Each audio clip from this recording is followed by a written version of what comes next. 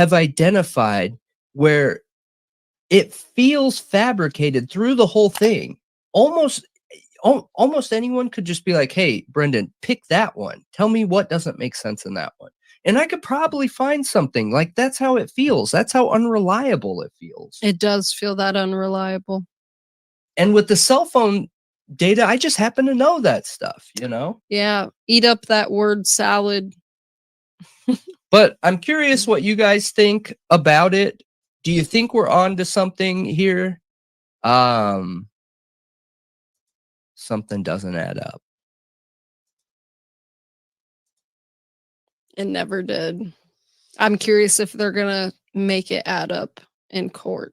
I mean, I wanna know who the cast officer is. I wanna know Same. how you have, what was it called? A cover Draft. or a draft cast report? Like, what does that mean? What is a draft cast report? I don't know. Does that mean you have drafted points on a map? Does that mean that this is, hey, this information shouldn't be taken as truth.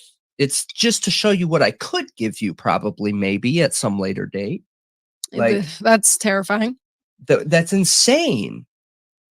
Because I can tell you just off the map that you provided how you do not have enough coverage to triangulate a cell phone. I can show you that. Just look at this map. All those holes are a problem. Big time. Yeah.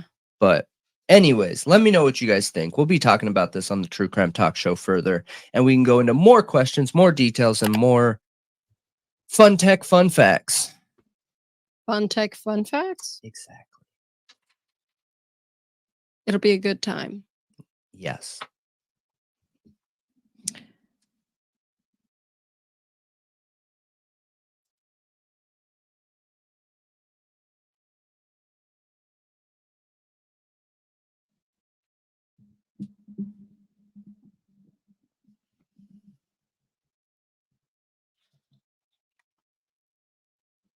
Hey, how is everybody doing?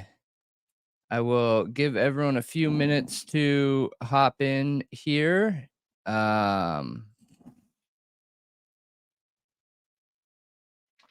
Like we normally do. You wanna send me the Blaker PCA? Yeah, it's wild stuff, you guys. Like, really, really wild stuff. Absolutely. And you know, luckily, you know, I'm not trying to like pat myself on the back or anything. But I have yet to see one person that actually knows networks involved in this case. And I think that has added to the huge success they've had in the character assassination. You know, there's cell phone networks are so wait. Cell phone networks are so hard to understand. It is literally not something that you could get on Google and figure out. It's just not possible. A lot of people have tried, but they're getting old data. They're getting data from, you know, when we had a 3G network, when we had a 4G LTE network. 4G LTE, by the way, is slotted to be turned off in 2026. So just to share how quick the network information evolves. Networks evolve right now quicker than the internet search engines can keep up. So you're either involved in network as a career, or you're going to get left behind, unfortunately, you know. I appreciate that. I try really hard to break it down. I try really hard to break it down in a consumable way because of how hard it is to understand. So I appreciate that. It always seems like everybody wants to hear about it too, you know. So um that's awesome. Awesome, awesome. Is there any way to make your small screen a little bigger? It used to be a 4th, now it's a 12th. No, no. There, When sharing stuff? Why? no. I wish I could, but you have to re-edit the entire screen to make it work. So with how little that we use that small screen, What about our old one? yeah, but then people won't be able to see the documents. So you got to pick. Do you want to see us in the small screen or do you want to see the documents? We have to pick between the two People of could them. see documents last time. I mean, not very good. Not very good. We got a lot of complaints, like a lot of complaints about not being able to see because our screen was so big. So, Well, we yeah, don't plan on sharing a no, lot no, with our screen, so we barely do. And we're also going to be changing some things up that we're going to be it is scalable. It is CH. But if I change it to a scalable layout, then it changes the layout of the screen. So instead of having the document in the middle, it's going to push the document to the right side and then change where our screen goes in the middle. So like the amount of work to resize everything, in my opinion, it didn't feel like it was worth it because I want to make sure that the document's as big as can be. So but I can play around with it a little bit. I'm not against playing around with it a little bit. God, this hat drives me a little crazy. there, I sent it. You sent it? Okay. All right, all right. Welcome everybody to the True Crime Talk Show, the one and only, brought to you by Thought Riot Podcast. We appreciate all of you for being here, every single one of you for being here.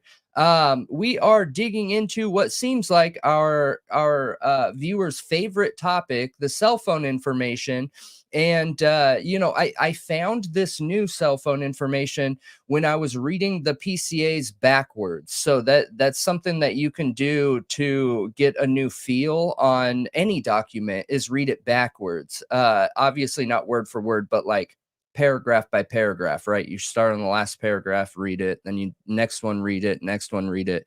And a few things popped out. So we're going to be going into that tonight. And we hopefully I'm going to be able to answer any questions that had been posted. Let me see here. I'm going to hop over to Reddit real quick.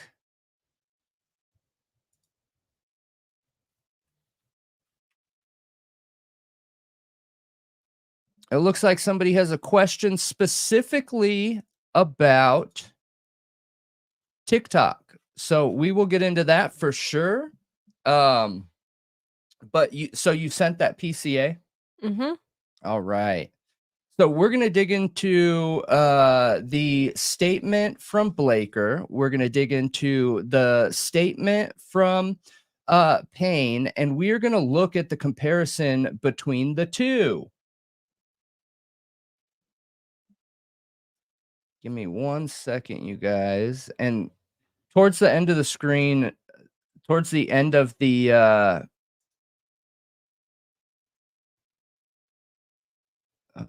actually I need to download this. The end of the stream.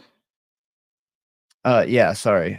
I'm not very successful at doing two things at once. So towards the end of the stream, we will give the breakdown on the new layout of the show. It should be good. I think a lot of people are gonna like it. And some people might not, and that's expected. But it's definitely needed, I feel like.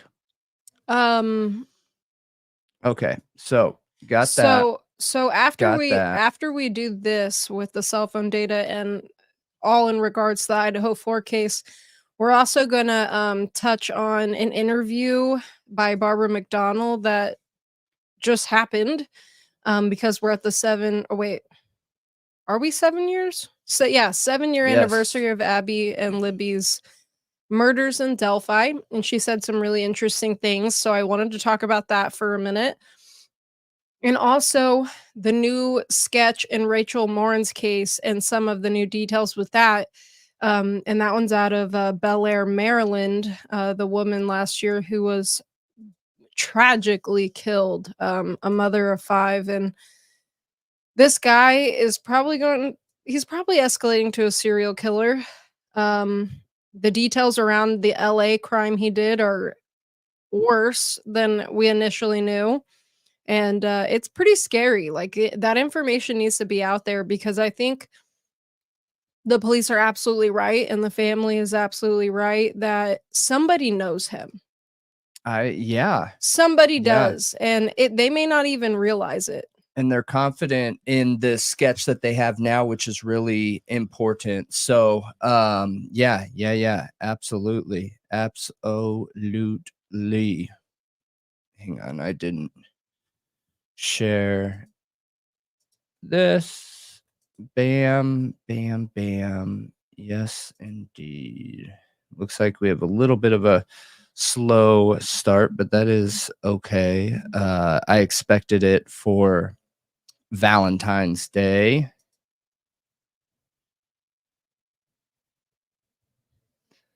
But these videos that go over the cell phone data, I swear, man, they get the most views. I just think I think it's because it's so hard to understand, and it's also probably one of the biggest areas of our lives in any regard is technology, you know? And everything is becoming more and more and more network related. However, I do want to give a disclaimer again, you guys. I said this last time we were talking about networks and wireless. Just be very careful around what you read, you guys, around network technology on every single one of the Idaho 4 Reddits. I have personally seen what it looks like they know what they're talking about. However, they don't. There was one that gave some big long explanation around cast and wireless networks and all this stuff, but they were talking about 3G and how far 3G connections go. Well, surprising, 3G was disconnected, 3.5 years ago. There has not been 3G for, almost 5 years. So, these guys just, I understand that a lot of people want to believe they know what they're talking about, but unless they have a career in it, just be weary, you guys. Be weary. I hope you guys know by now that I do not ever want to be seen as a know-it-all, even though I feel like my confidence, there's a lot of people that always, dude. That's like the main comment. Look at this guy, thinks he knows everything. That I don't know nothing. Nothing. I know nothing. All right. I have one of the most unreliable brains ever, period. All right. My ADHD brain is great at doing one thing, and that's doing a lot of things. All right. But I'll always answer everybody's question around network technology. Um, anything, right? Because I'm not like an expert. I didn't come up with this data. I just focused on selling it for 15 years and everything having to do with it and working with, some of the biggest corporations in the world. Literally worked with more than half of the top Fortune 100 companies when it came to their network technology. So I feel like I have a really good grasp on it. It took me a very long time to get there. And there's just a lot of nuance and details and different things to it. But yeah, anyways, welcome to the True Crime Talk Show, you guys. If you would please hit that like button and leave a comment under the video. If you liked the previous video, give us a thumbs up under it, leave us a like under it, and a comment. If you have any questions, I will absolutely answer them. I haven't came across a network question that I haven't been able to get the answer for yet.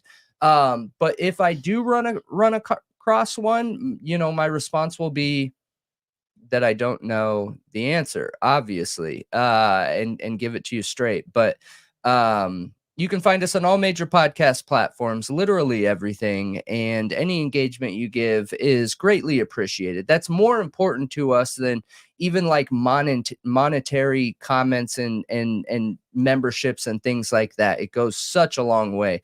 And I see that we got AR Hayes in the chat. Welcome, my friend.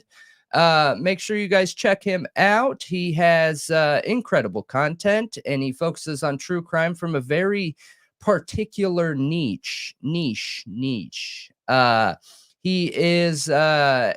was a convict in a past life, all right? And with that comes a very specific skill set, background experience, and a way of looking at things and explaining like the background of who, what, why, where, what it feels like on that other side of the table. And it's really interesting stuff, you guys. Really, really interesting. So check him out. Otherwise, welcome to the show. Art of Deductions in the chat too. Another creator. Yeah, I totally failed on that. He goes But yeah, go live. He goes live, and check him out. We love them. They support us too, and we got a good relationship. So yeah, absolutely. Hope you all had a good Valentine's Day too, or Valentine's night. Man, my life is like this, you guys. Like, I have a hard time remembering anything that I'm not like focusing on right now. Hone, I believe his name is Hone in the chat, was just talking about ADHD and saying you're doing a pretty good job. People don't understand ADHD. Oh, I appreciate that. I agree with you. A lot of people don't understand ADHD, especially ever since it became cool.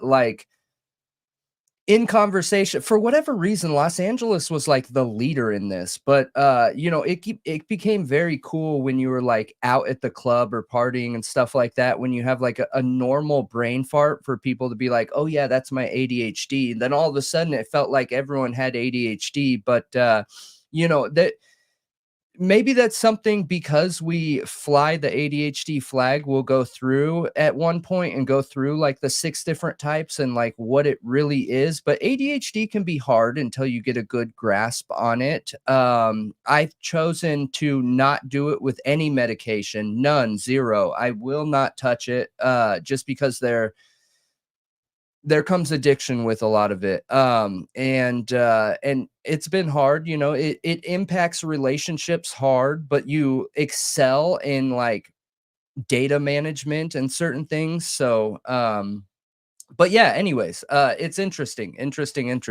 But Yeah, I'm pretty sure I have an adult form of ADHD. I just don't think it's the same type as yours. yeah, yep. But we will get right into this. So, what were the biggest points of that video that you found interesting? Clearly how it went in a circle and didn't make sense. Like the pointing out that part of the PCA, which is what you did, right? Yeah. That's the video we're talking about. You just Yes. look confused or something. I was like, am I saying something wrong? That part where Blaker says they got a data dump. I And Brian was thinking I was hearing feedback. If you guys hear feedback, shout it out, because I could have swore that I heard a little bit of an echo. So I was a little confused, but I'm sorry. Go ahead. Just that they got a data dump, and then they say that his phone wasn't in that data dump, that he wasn't connecting to the tower between 3 and 5 a.m. when this crime happened. But then immediately saying it was, after identifying his car and phone, they basically believe it's him. Ye- It's, like, really So you're confusing. talking about the double negative where Yeah. they say, "Hey guys, we have this really great information. We pulled a tower data dump." And by the way, I don't know if you guys knew this, but this was a viewer suggested topic. Someone reached out to us and said, "Hey, what does data dump mean? What does cell tower data dump mean?" And those are two different things going on there, which led me down this path of, okay, well, let me find out where exactly they said that in the PCA and then what their meaning of it was, and then give you the official definition of it, right? And I happened to find this, but yeah, in doing that, we've realized that they say, hey, essentially what's going on is they're saying, hey guys, look at this. We realize that Brian Koberger has a matching vehicle. We realize Brian Koberger has a phone, an 8458 phone. And then we did the background investigation and did the tower dump data and realized he wasn't there. Isn't that such great evidence that he wasn't there at the crime scene? Now let me tell you why he wasn't at the crime scene. Like, I'm blown away at the fact they even used this. That is no evidence being used as evidence. Yeah, it makes you question how he became a suspect It initially. I agree. It makes no sense at all how he became a suspect. I agree with you. I agree with you. This is live. This is live. So remember, you guys, for anybody that doesn't know, the True Crime Talk Show will always be live. What? Somebody ZJ just said, "Brendan, why did you just interrupt yourself?" I'm like, 'cause it made me laugh because ADHD. Come on, you guys. Sometimes it happens. you can't not interrupt. Like, you just can't not. Even Yeah. even to yourself. Yeah. Yeah, I mean, when I'm selling something and there's like monetary gains on the line, I I've I've created a system where I don't interrupt the person I'm talking to, but it's very specific how I've had to manage that. So, just to give you guys an example, like whenever I'm meeting with somebody, I don't allow myself to talk at all, period, unless it's in the form of a question. That helped me out a lot in managing my ADHD and selling. So, like when I'm talking with someone, the only thing you'll hear me say is a question. So, um, All you just imagine a little kid listening to their parents, okay, and they're like Brendan's like, "I already know everything you're gonna say to me right now." And he's just so impatient because he already knows based off the first 3 words what you're saying. So he doesn't yeah, need to hear the rest. So that's why he interrupts because he thinks he already knows and doesn't need to hear any more than the first 3 words. yeah. Okay, Anyway, that's fair. that is what you do. I know it's what I do. It's pretty funny though, 'cause it reminds me of, like, a I don't know, a very impatient toddler. Yeah, yeah, it's true. Yep, and I've tried to control it a little bit, but It's a brain thing, I'm sure. you just got to remember that like I can't stop my brain. Like that's not possible. I cannot stop my brain. So it's either 100 miles an hour or 0. And those are the only two speeds that I have. Yeah, probably 7-year-old is more accurate. But yeah, I think this is super, super interesting because the cell phone data, you guys, is being used as a top 3 evidence. Oh, yeah. You hear it everywhere, literally everywhere. And it's not. There is literally nothing here. And every other time we've talked about this, I didn't realize that that map is a recreation of the areas that they had cell phone connection. And they're using that map in a manipulative way. The reason why I'm saying that is because they do not have the Celsius just helps. But they do not have um enough towers to triangulate somebody's location onto a single highway. So what they're doing is they've created that map to make it look like they know exactly where he is and like down to the foot, but they don't. They're assuming and then leaving gaps where the cell phone disconnected. Well, don't they have cell phone data from that town down south? So that town down south has enough towers to triangulate. Yes. We looked at that. So, well, then wouldn't they know he took that highway if it's the only way to get down there? Yeah, I mean, I'm not saying they don't know, okay? So there's another variable that comes in whereas one of the most interesting things is on highways are where you're going to find all your towers at, you guys, because of how many people pass and how they got to keep you connected as you're driving down the road and everything. However, in that town there's one tower in the middle of that giant U that we see him taking. So with only Well, I one thought it was off to the right. no, no, you're thinking of the Moscow Tower. The Oh, Moscow Tower is off to the right, but there is a full-size tower in the middle there, and one tower, it there's too many variables. I can't even give you a rough estimate, but I would assume with one tower, you're probably looking at a rough estimate of between 1,500 feet and 3,000 feet. That would be their assumptive size of where he would be at. Anywhere between 1,000, like 1,500 square feet and 3,000 square wait, that's not right. 1,500, hang on. So I got to do my math real quick. So 30 degrees is 120, and then 1,500 to 3,500, so 2,000. What's 120? So you're looking at 1 3. What is that? 300. So 330 square miles. wait, what? 330 square Yeah, but miles? you got to remember miles squared are like, or maybe it's 33 because I didn't put the decimal. I think it is 33. 33 square miles. 33 square I miles. was like, that doesn't sound 33. right. Yeah. Yeah. Sorry. It takes me a second to catch up.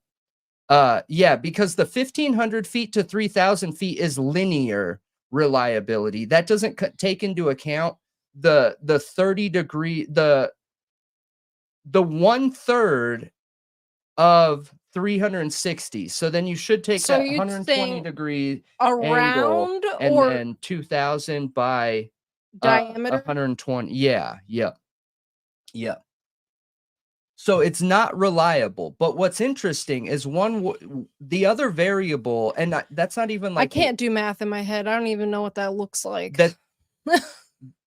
I don't want to get caught up on that because that isn't important and my math isn't important. And the math that I just said is rough estimates, you guys. Like it's not important to what I'm saying here.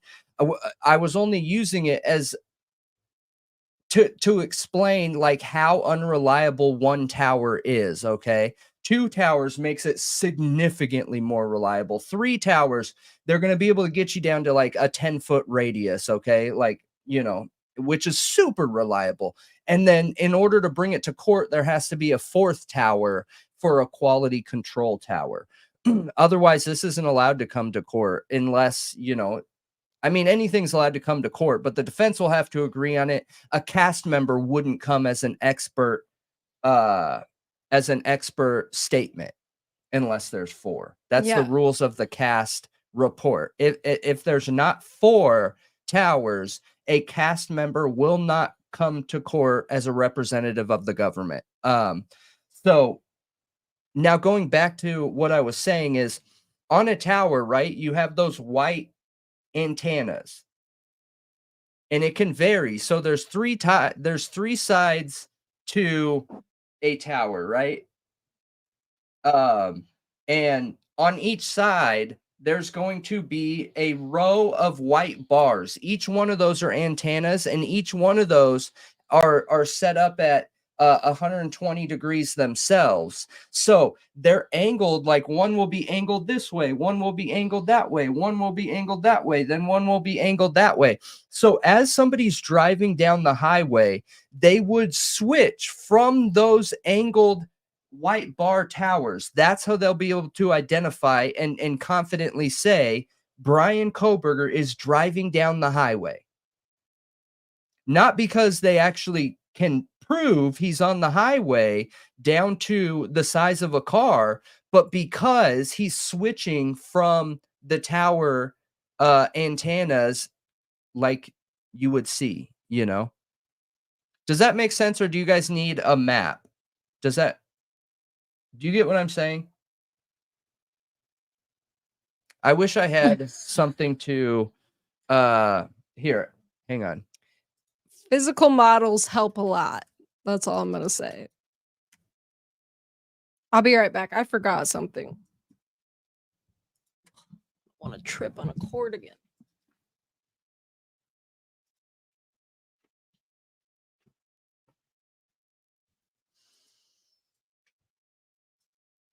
Okay.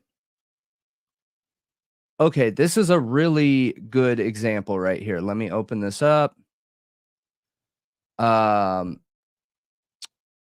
Open image in a new tab. Yes. Okay. All right, here we go, you guys.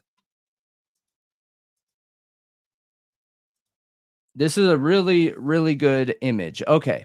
So this is actually less white bars. This is an old tower. I can tell you this is an old tower because new towers don't look like this. This is one frequency. All these are the same. Okay. These are all probably 3G is what they are. And the size of them tells me that they're the ones that can go like 15, 20 miles out. Okay. Our towers aren't like that anymore. 3G is turned off. There is no more 3G. There is 4G LTE and 5G. And 5G, the non 2020 5G is a multiple of different wavelengths. There's mid band, low band, and then high band. That high band gives you the super fast download speeds. That low band gives you the reliability, and then the mid band is really where you're going to get your bang for your buck. That gives you the in between. Okay, so now with this tower here, okay, so let's pretend that there are, can you see my mouse? There we go.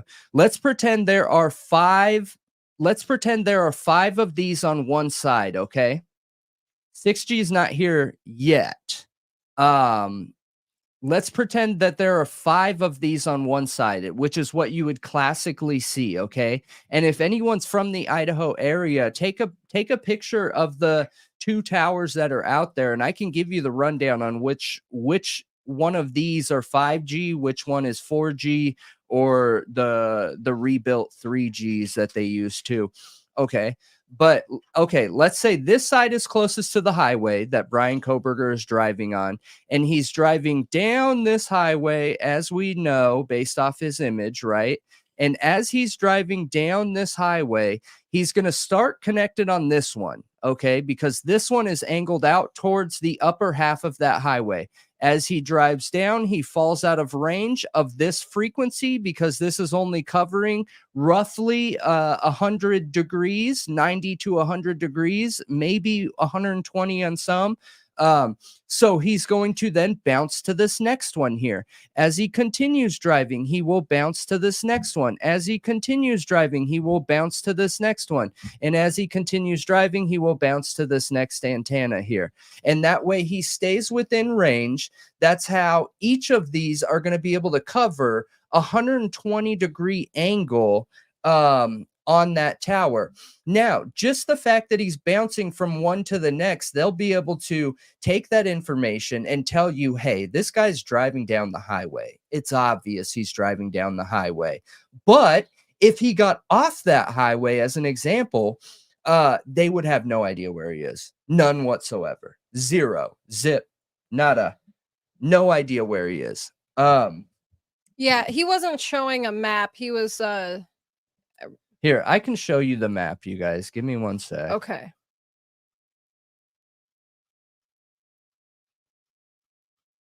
Actually, I might as well use the map.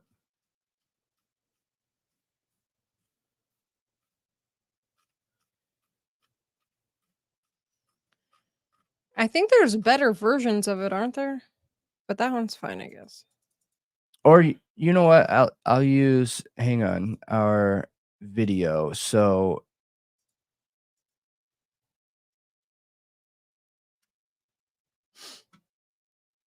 Antennas, yep.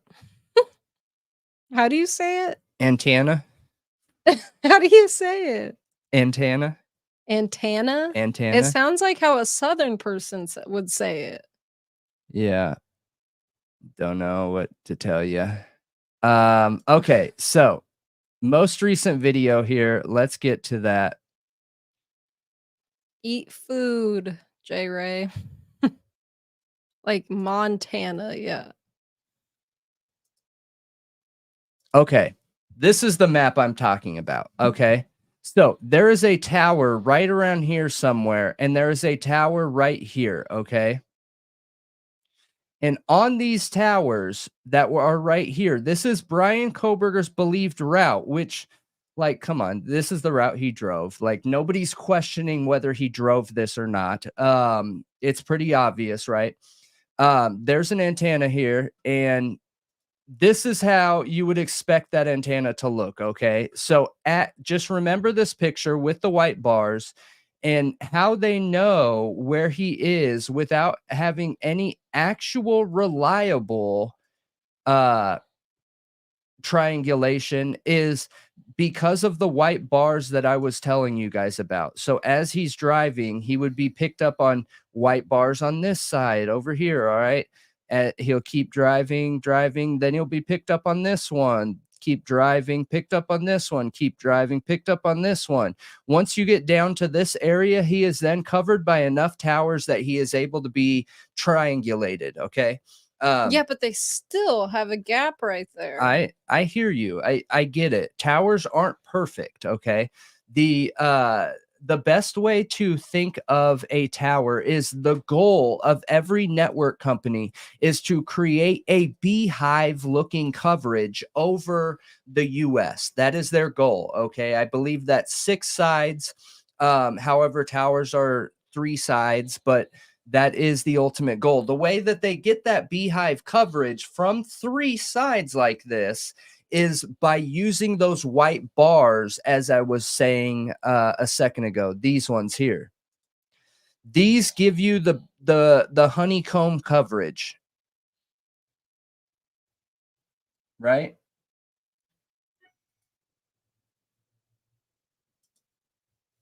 So, I hope that explains it, you guys. And an important thing here is look, this is a big deal. I think you were having a hard time grasping like how big of a deal this is in the video. No. It's huge. You talking about the gap between Pullman and Moscow? Yes. It's huge because there are a couple things in the PCA that says while he is over here in Pullman, he connects to a tower that cannot physically go that far. what I find more weird and concerning is that they have that little yellow line from the house. Yeah. No, not the Pullman house, 1122 King Road. What about it? His phone supposedly did not turn on at the house. Yeah. It turned on at like past 5 a.m. We're going to get into that. Yeah. I agree with you. I think it's So a that little massive problem. That little line makes no sense. But that's not even a big deal to me. For me, the gap in coverage does here because we are told over and over and over and over that the cell phone data is going to get him. What cell phone data? There is none. None. Zero.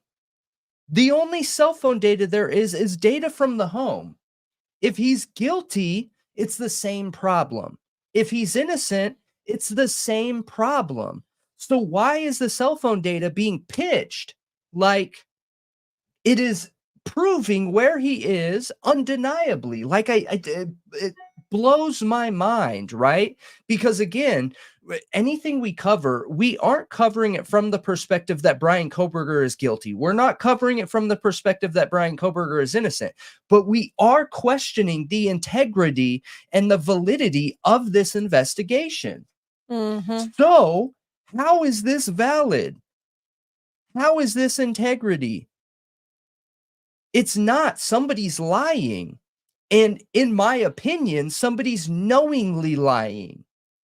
Either that or like they're so inexperienced that they don't even know how to communicate. Hey, Like you don't have a war room that you're communicating with all your deputies and giving them updates on the case to let them know what's going on, oh what we yeah, got from yeah, they're doing that with Scott Green. Yeah, I get it. You're missing my point.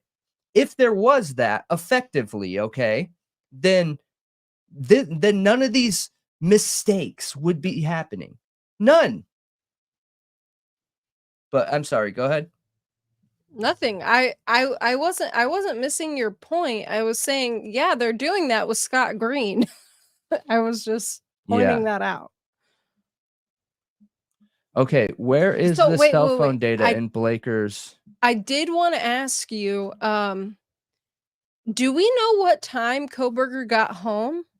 Did you see that? I'm trying to remember right now. So I remember, thought there was a time they said he was seen on a Pullman camera, like going home, but I can't remember that time.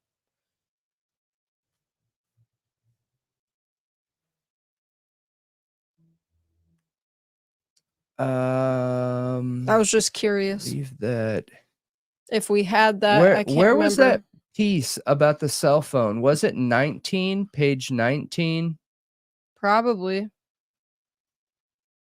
Or 20 maybe.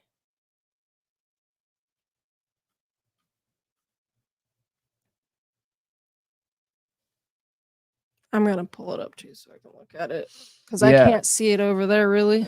Help me figure out where that is in here. I think it actually Well, is on the that thing that J Ray sent that we used for one of our Command stories. F, search. Oh yeah, duh.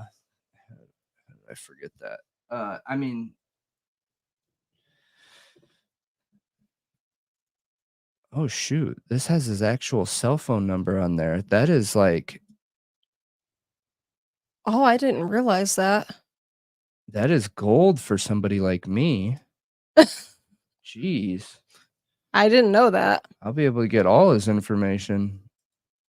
Copy and paste that bad boy. Wouldn't that be funny if you learned more than the police did?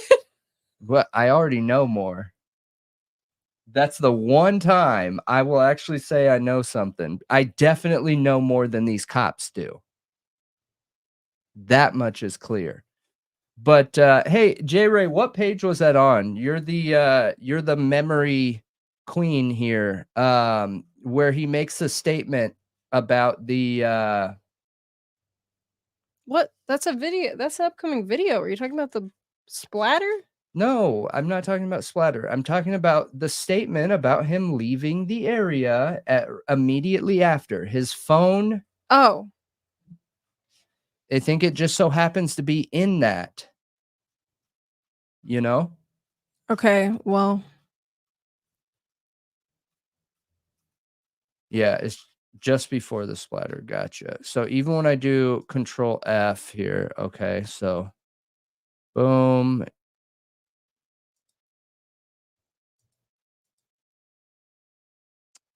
Okay. that was page. What? 19 does not show that. I'm really confused right now. Where's that thing I sent you? Are you sure it's not in Pains? Why do you think it's in this one? It is in that one. Where's the thing I sent you? Okay, I'll find it. It's in Discord. Or yeah, in the email. Here. Where is it?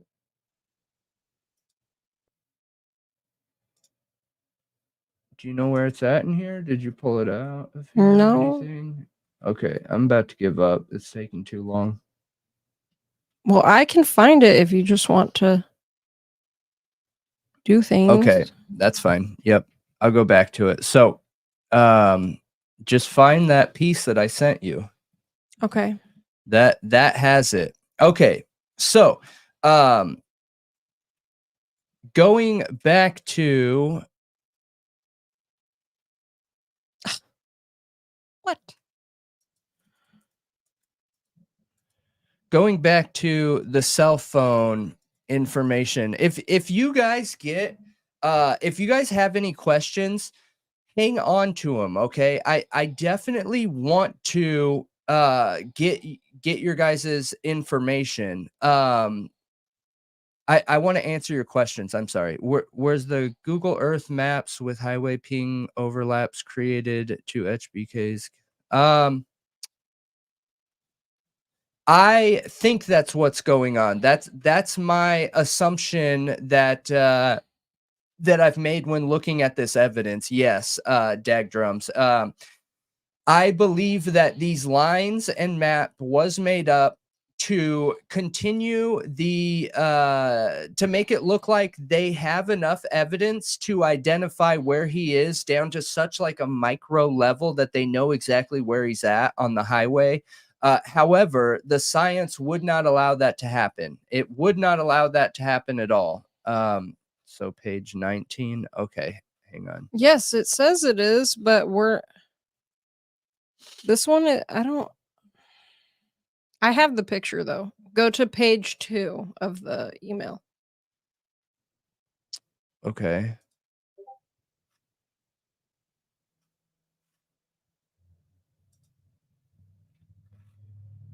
Look, it's right there at the very bottom. Literally the last one.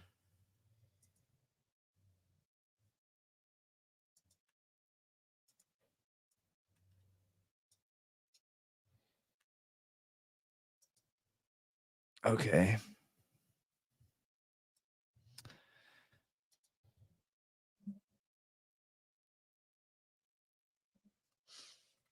All right.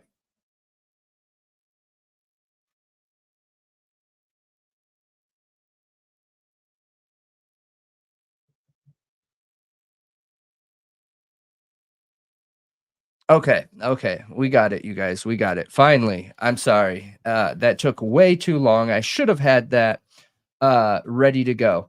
But okay, here we go. We'll dig into this and then we'll get into the conversation portion of it. It was literally on page 19 the whole time. Okay. I It's mean, right look, there. that's a symptom of ADHD. I can't help it. Okay. I can't help it. So, you know that it's literal, like look up symptoms of ADHD and they'll tell you that you always lose things. And then the thing that you're looking for will literally be in front of your face and you can't see it. I Yeah. don't know why. I think it's because you have such high sensory, you're taking in everything else and you're missing it. I don't know. I'm not sure. I have the same problem. But okay, so this is important right here. Based off the King Road residence contained a significant is most likely evidence transferred to Koberger based on the location of the suspect vehicle and the 8458 phone immediately following the murders. It is probable that Koberger went home to his residence at his apartment. Based on the location of the suspect's vehicle and the 8458 phone. Immediately. Yeah, that's a huge deal. Well, that's Like massive deal. It is a big deal, and that makes me wonder why that little yellow line is there. Like they know, like he's connected to something immediately after the murders, and like they know where he's going. That's what that yellow line is indicating. And it doesn't make sense because literally in Blaker's or in Payne's PCA, it says that he didn't connect to any towers between 3 and 5 AM, Exactly, which makes it exactly. not possible for Ex them to have tracked him at all right there. that's exactly it, and then when you come over to, um, Payne's, we have evidence here that, he was nowhere near there between 3 and 5 AM. Well, that his phone didn't ping there. Yep.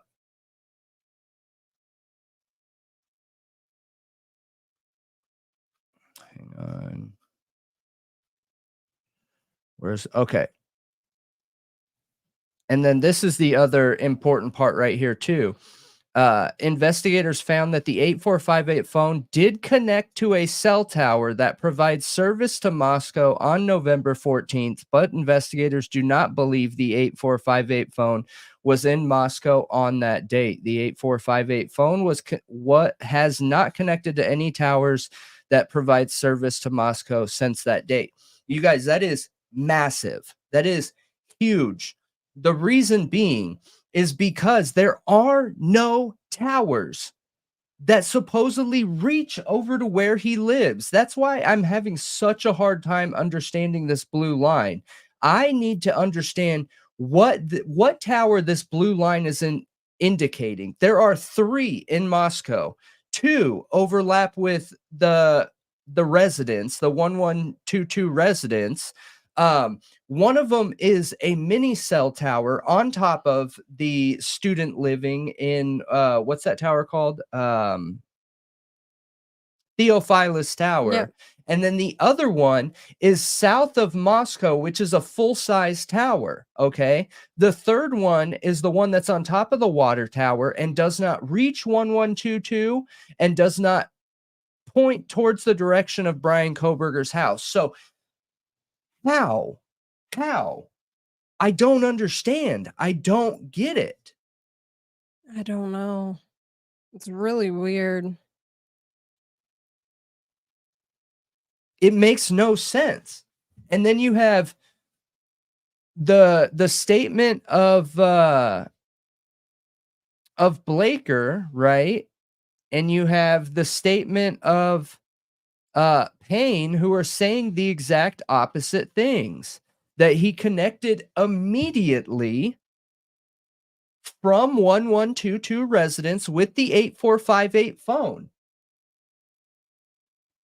So Wait, what?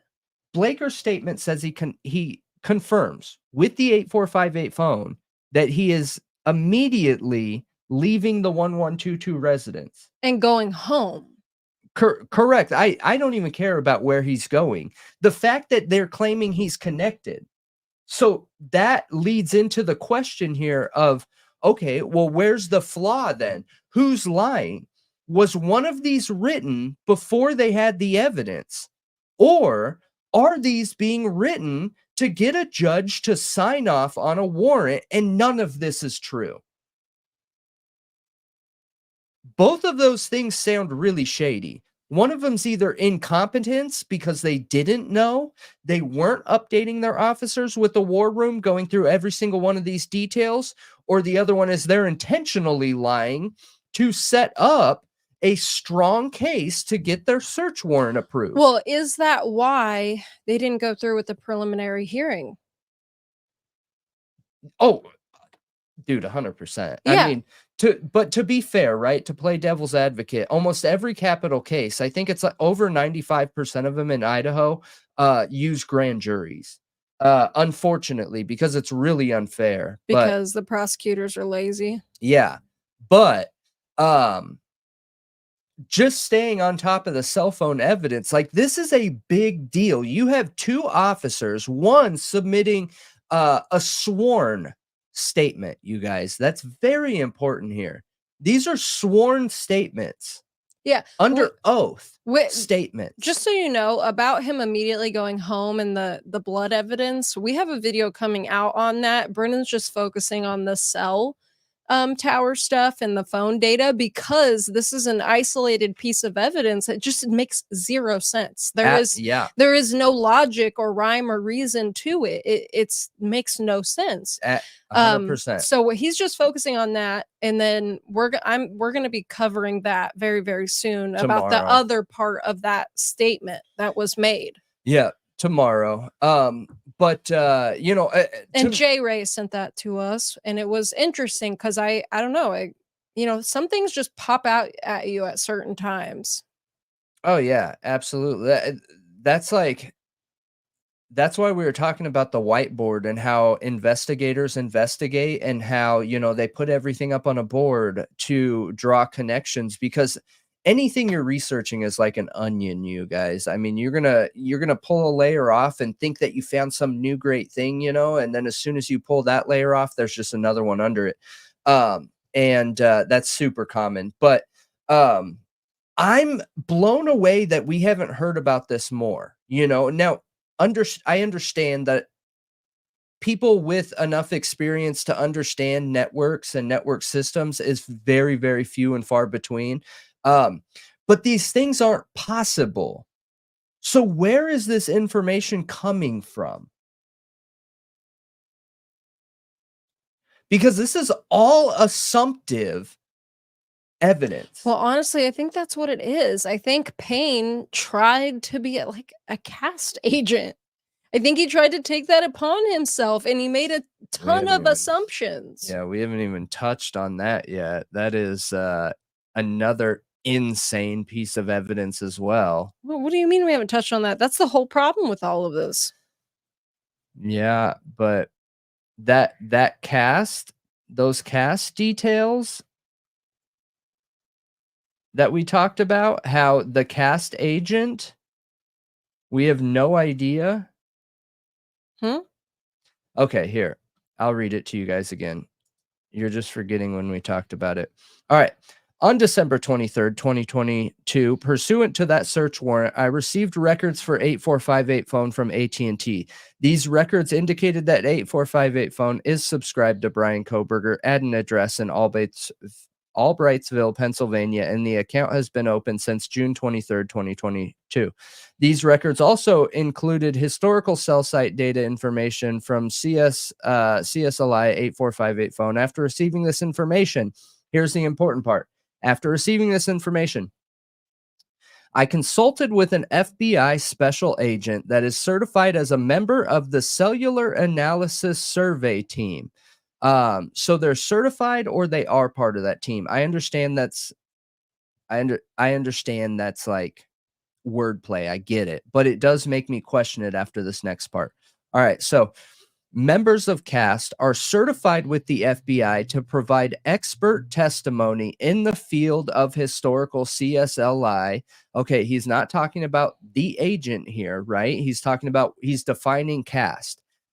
Historical CSLI, and are required to pass extensive training that includes both written and practical examinations prior to being certified with CAST, as well as the completion of yearly certification requirements. Okay, he just defined CAST. He's not talking about the agent there.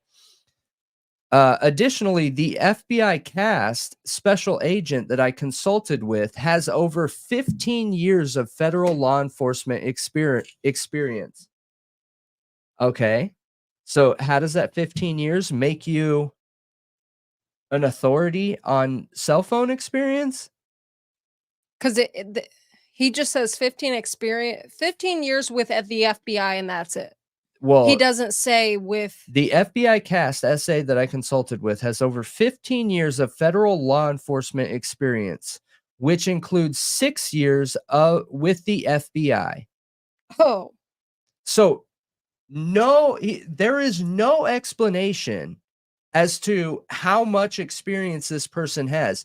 Neither is there a claim other than that I consulted with an FBI special agent that is certified as a member of the Cellular Analysis Survey team.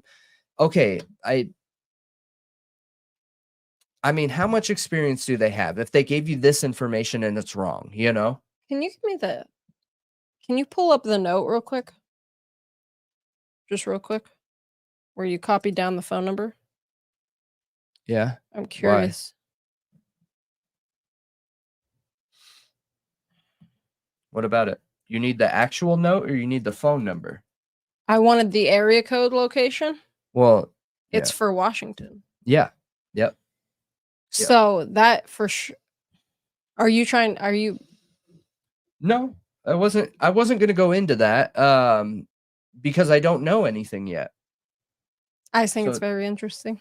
it's not worth really covering it until I know more information so that we include you guys, right?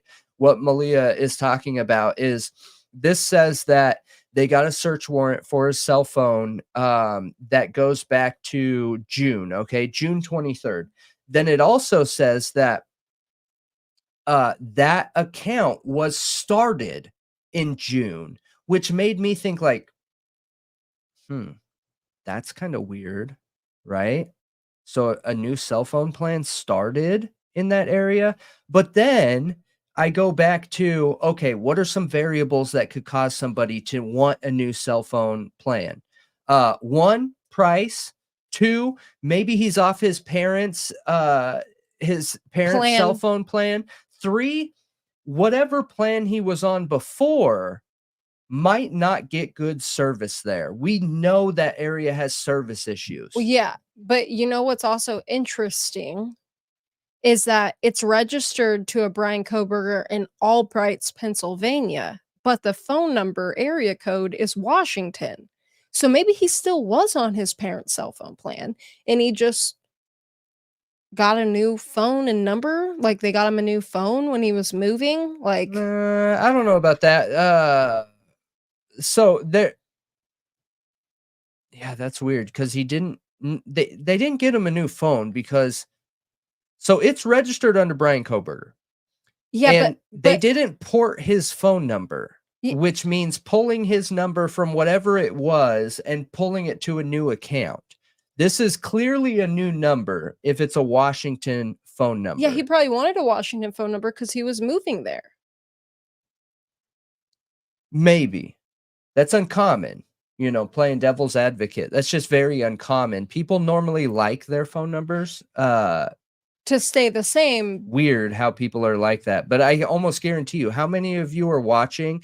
And I'm not talking about the people that have a very easy phone number because very easy phone numbers, look, I get it. I would try and hold on to those too. I have a phone number and the phone number, hold on, I'm going to use different numbers, but my phone number is like this, okay? 0 1 2 1 2 1 2 1 2 2. I have a phone number like that. So I don't know what that even means. that's literally how my phone number's set up. It's not those numbers, but it's that simple like that. But anyways, people like to hold on to their phone numbers from where they're from. That's just how it is. I can't tell you how many businesses I sold to where it was literally like they're signing for a $10 million account, okay? And the one concern they have when they're signing a $10 million contract is, look, I'm not going to do it if you can't bring my phone number over here. Literally. Brittany, I've heard that. I have heard that. But yeah, so I'm just curious though, like why I don't know. I feel like it's not that weird. Like, what if because he's a TA at the university, what if he wants landlines to be able to call his phone easily in that area? I mean, that's not a landline. Huh? You said landlines? Yeah, because he's a TA at the university. A landline is a network wired device. So, like, what do you mean? Like, for instance, when I was at a hospital once, because my mother's area code was out of the state, I Uh-huh. had a hard time getting through to her from the hospital landline phone. Okay. Is that a problem anymore? I don't use landlines phones, so I don't know if that's still an issue So because out of state used to For be considered with landlines like a problem. You'd have to pay extra and So that is not a problem anymore. For at least the last 5 years, most landlines, okay, are wireless network provided landlines. So yeah, but like, at like a college? oh yeah. Oh, are you serious? Colleges have the most advanced tech. That doesn't mean they Period. have advanced landlines. It's not advanced landlines. There are one thing for all your computer needs, phone needs, security needs, AI needs, everything, and that is network. Yeah. Well, Network controls everything. If it is wireless data, it's coming from your network. I mean, out of state. Frontier, I'm not only talking about like wireless. We have, Frontier, Google, yeah, exactly. VoIP as well would be included. All these data sources, like I know that wireless companies have the big names around like cellular networks, but let's be real here. We're all using the same data. The only difference is one is using wireless lines you can't see, and the other one is using a blended lines under the ground and wireless. So I really what I'm just trying to determine with the date Spectrum, with yeah, the that's a big one. with the date and trying to determine why he got a new phone and made it a Washington phone number and didn't keep his Pennsylvania number. Like, because I usually keep my phone number no matter where I move. I've had it for probably like 10 years now, and I still get calls for this one lady. Still, they still call me and harass me about this lady who has debt. Anyway, that's separate. But Yeah. I'm trying to figure out, like, was it a fresh start for him? Did he want to change his phone number to a local number because he was having issues back in Pennsylvania with like old friends and like he just wanted a fresh start, new place, no nobody? I Or is it something not so good of intentions? Like, I don't know, like, what the intentions could Yeah, be there. look, I hear you. I hear you. However, I have one, and I've chewed on this for a while, you I guys. feel like And getting a local number makes sense for somebody who isn't super, like, young, I guess, like, because we remember what it was like to have an out of state number and the issues with that. Nowadays, there isn't problems with that anymore. You can call I mean, anywhere maybe you without. remember. I don't. I'm too young.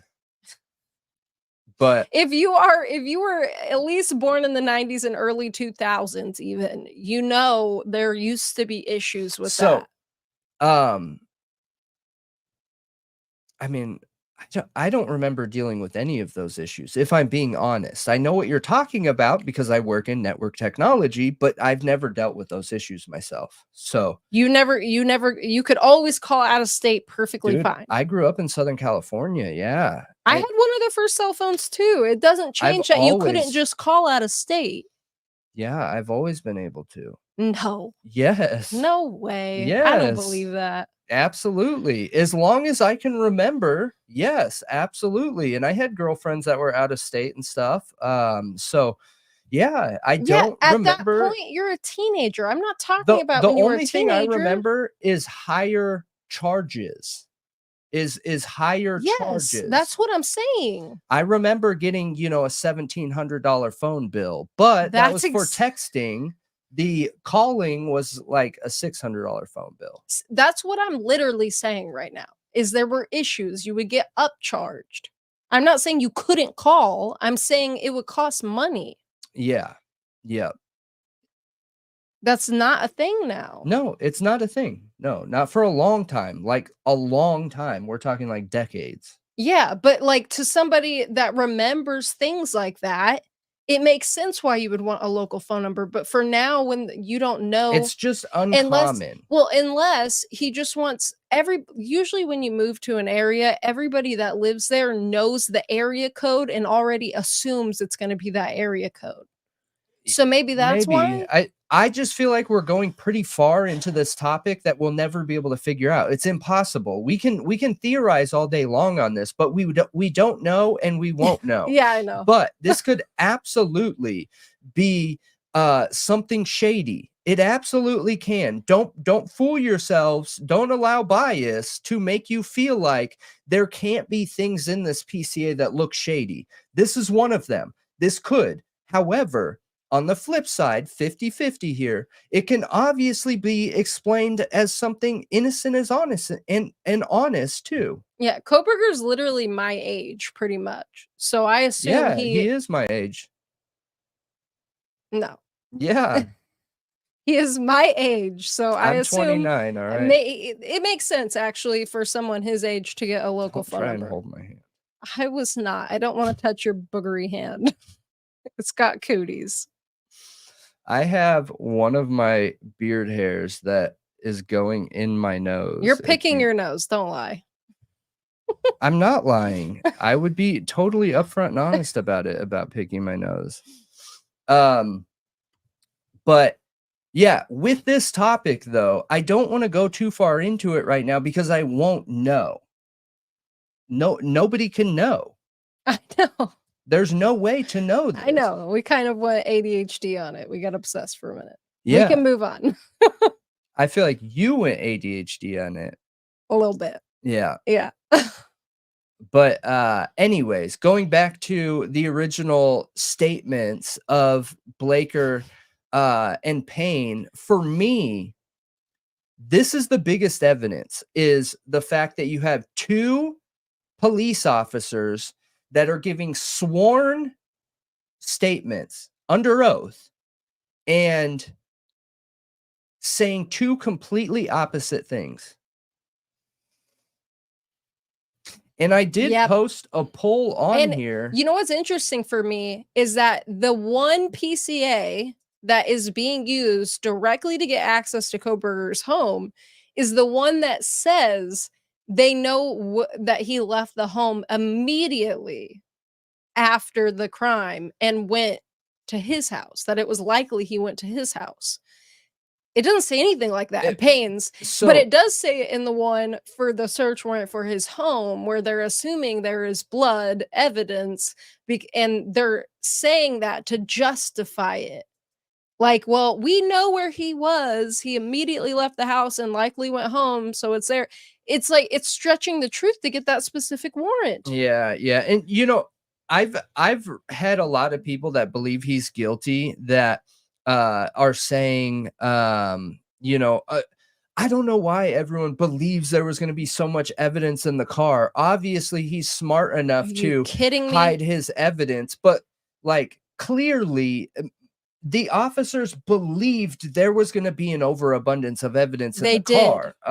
They did. And Blaker's PCA always gets overlooked, but there is really good information in there. And it's contradicting what we're seeing in Brett Payne's PCA, which needs to be taken into account because you have people that believe Bryan Kohberger is guilty based off of this PCA. But this PCA is saying some areas that are the opposite of what Blaker's are. That is such a big issue, man. If I was a judge and I realized, I made a ruling on this, I gave the search warrant, I gave the arrest warrant, and then later saw this, I would immediately be feeling like, oh no, what is going on here? Yeah.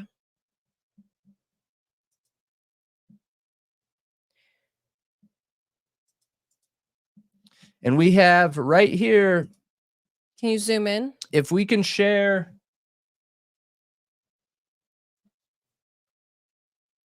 If we can share an undeniably, knowingly untrue statement between Dustin Blaker and Brett Payne's oath-bound exhibit statements served as PCA for warrants, who are you most likely to believe is false?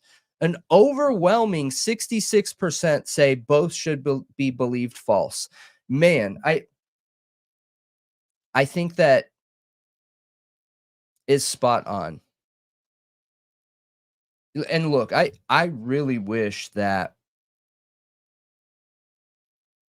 we had evidence of his cell phone triangulation. I really do. Yeah, I wish we did too. Whoa, what the heck? I was trying to. Don't do that right now. Just gonna jack us up. Oh, there we go. Whoa, my computer turned off. It doesn't do that normally. Yeah, I mean, I agree with that just because of the contradicting statements. And what when you see something like that, it makes it hard to believe any of it. And I agree with you about they wholeheartedly seemed they really seemed to be betting on the car in the apartment. They were really betting on it. Yes, because They were they putting know. all their chips in that basket, all the eggs in that basket, hoping there would be something in that car, and I think they really thought there would be, because how could you do this crime in that amount of time and drive that car away that quickly and leave not a speck, no cleaning agents, no nothing? I know. I know. It doesn't And make then nothing sense. in the home. Now, we do know they took an animal hair from his Do you really apartment. wanna get on that, or do you wanna cover that tomorrow? You're kinda going off the cell phone stuff into the. No, the animal hair doesn't have anything to do with it. Okay. The animal hair is interesting. I'm curious what that turns out to be, but Ann Taylor she firmly stated in court there was nothing. Yeah. There Yeah. was nothing. I agree. We know there was blood drops in the apartment. She said there was nothing. It's probably his own. Yeah. Yeah. I have my mind is blown with this cell phone data, you guys. It just makes me feel like, it's intentionally being manipulated and lied to, and like, what I know a lot of you already feel that way. I know you do because of like some of the comments and conversations we've had and things like that. But I do believe, so I am an optimist to a flaw, okay? And I think most people believe they're doing the right thing. I think that most people are good faith, which that's important. Are you acting in good faith and making a mistake, or are you acting in bad faith and making a mistake? To me, that's really important. And this evidence makes me feel like they're acting in bad faith, right? And the reason being is because for such a big investigation and for such a big case, are we really going to lean on the fact that, oh, this probably just slipped by them? Like they were really busy, and it didn't get cross-checked and examined and triple checked your grammar and everything. Like, what? You're a police officer, an expert See, in law enforcement, and you're making grammar errors? what's hard is that they would have to prove, um and this is what's hard about proving a cop is lying, is, you have to prove it was intentional. You have to prove intentionality because the affiant statement is, "To the best of my knowledge, I believe this is accurate." He can just claim, "Well, I didn't know. This is what I thought it really was." You have to find some kind of proof they knew they were fabricating, whatever was in their evidence, and knew what they were doing and knew what they were saying wasn't true. I know. I know. And It that's it's what's difficult, and that's why PCAs almost never get relooked at, almost never get you off on charges. It just doesn't happen. It really doesn't. They don't say, "Well, you lied in the PCA, so we're throwing this whole case out." It usually doesn't happen. That is extraordinarily rare. Yeah, yeah. So I see somebody in the chat saying that too many think he's innocent too. So I agree with you that any extreme is bad, and that's that binary thinking that we talk about all the time. If your bias and self identifying opinion in this case hinders on his innocence or guilt, both sides are equally wrong. I agree with you. I think both sides of that argument is wrong. I think the only way to stay objective is to objectively look at this information without taking into account Brian Koberger. You know what I mean? I think that's the only way to do it. And as we're doing it, in my opinion, this is falling apart. You know how many people have came forward and said also that uh, that that yeah, the PCA is just there to give enough information to get a warrant. And I mean, I don't necessarily agree with So that. it's supposed to be the literally what it is supposed to be is the lead investigator or the arresting officer, which it's not the arresting officer in this case, okay? The lead investigator sent a PCA to Pennsylvania. That's why it's listed as an exhibit to give it to them to attach to their warrants and PCA. Mm, So it's the summary of the lead investigator or arresting officer's evidence. It's like it's their summary of what they think the evidence is. That is it. It is a personal statement about the evidence. Their summary. yeah, A summary, meaning they're hitting the main points. but summary doesn't mean false. Like, No, I'm not saying that means false. yeah, But my point is the statement. yeah, I hear you. It's not It just doesn't change anything for me. I think that we've heard time and time and time and time again that like, oh, well, a PCA needs to be like this. I can't believe how detailed this PCA is. And in reality, I mean, it's not that detailed. It's detailed in comparison to PCAs that are not detailed. Okay, I'll give you that. But it is not like out of the ordinary air out of the ordinary long. it is, but not for this type of crime. I think Exactly. people are when they say that, they're thinking about PCAs in, like, not cases like this, not a capital case like I this. mean, I was just reading arrest warrants for Peterson. Peterson's was long too. All of these were super long. Look at the arrest warrant for Gilgo. 1,200 pages. Yeah, there's a lot there. There's a lot. 1,200 pages, and it's set up in a way where we know that some of this information is fake. We know it. We just compared it. Maybe both sides are fake. I don't know, but at least Blaker's lying dang it. or Payne is lying. One of them is lying here, and somebody got a signed arrest warrant to go arrest Brian Koberger, thrown in jail, and not even given a pretrial, but use the prosecutor's tool of a grand jury to get him put away. I'm trying to remember. I had something I wanted to say, and I can't remember what it is for the life of me, and it's killing me. I hate when that happens. Oh, I'm trying really hard to remember. Happens to me too, just like it happens to Brendan.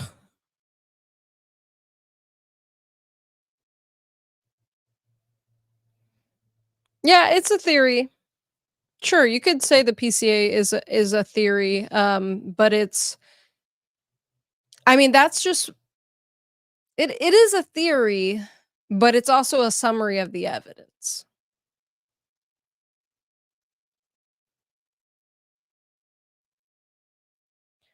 I am trying so hard to remember what I was thinking. To no avail.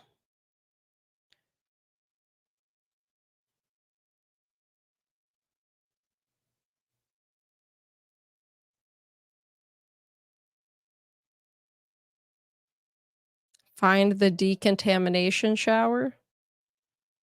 What does that have to do with anything? Oh, Cynthia. And of course, I don't. Oh, wait. No, I do have a keypad or a mouse pad. I mean,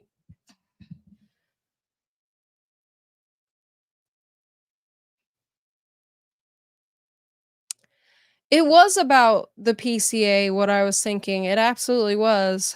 Thank you so much, Cynthia. Hooking 5 people up. And we're going to be doing more with the memberships. I know at the end of this live, we're going to be talking about the new stuff we're going to be doing for members. Super exciting.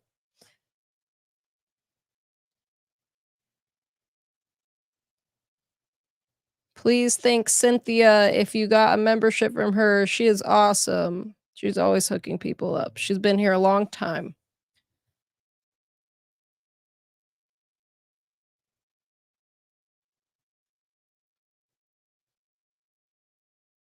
Yeah, I don't know. Maybe it'll come back to me. Maybe I just need to stop thinking about it.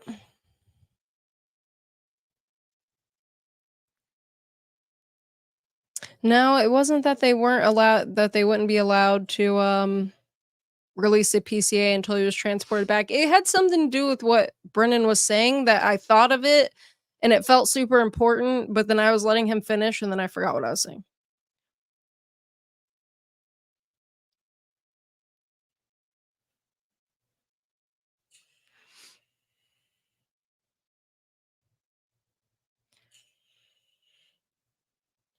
Yeah. I mean, I'm sure this was very hard on all of the families, man.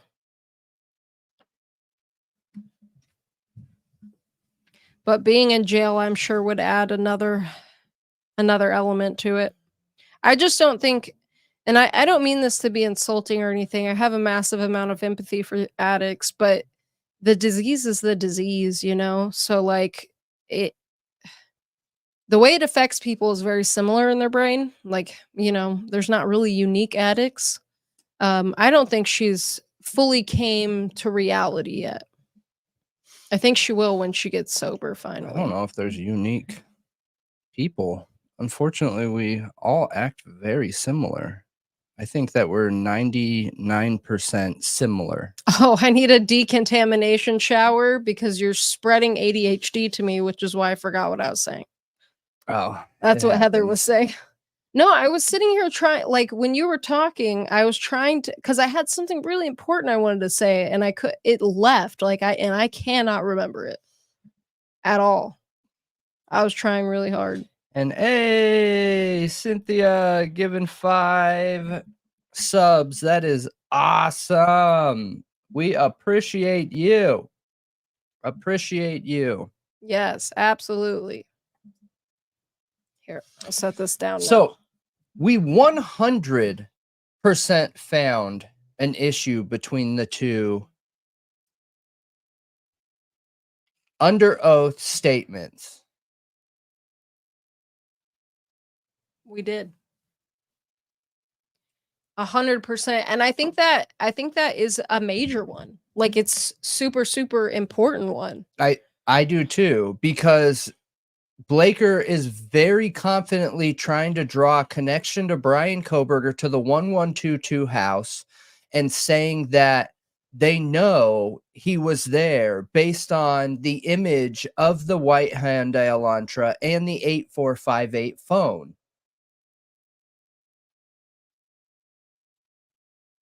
But they didn't. There is none because it doesn't exist. It says that he wasn't connected from 3 to 5 At on all. that data dump. At all. Yeah, at all. Do you think it's possible? Like, you would probably need to look at the towers again, but do you think it's possible that, well, no, because it says between 3 to 5 a.m. What? That they would know because it said between 3 to 5 a.m. He didn't have coverage to any tower that covered 1122 King Road. Is there another tower that doesn't cover 1122 King Road and he was very close by right after the killings?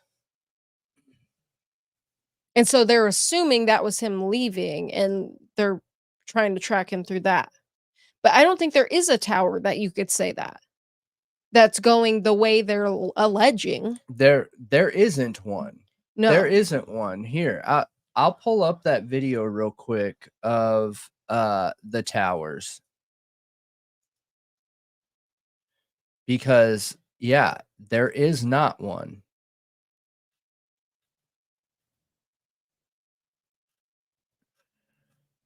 And there is no difference of opinion. I saw somebody say too in here that it maybe these officers just had a difference in opinion based on like the time they were writing the PCA. And I did think of that too, just a very human uh a very human mistake based on different time periods, but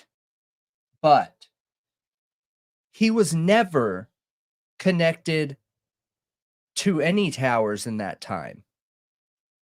So That's what again, they that goes back say. to Blaker lying then. That's what they claim.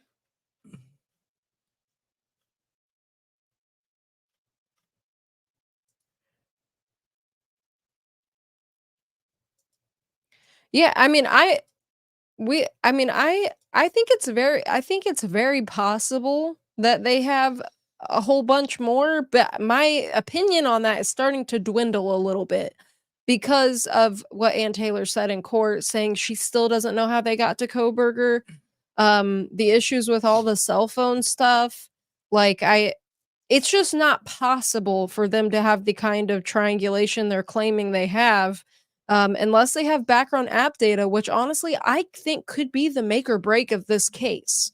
It Yeah, could literally I all agree with depend you. on that and the footage.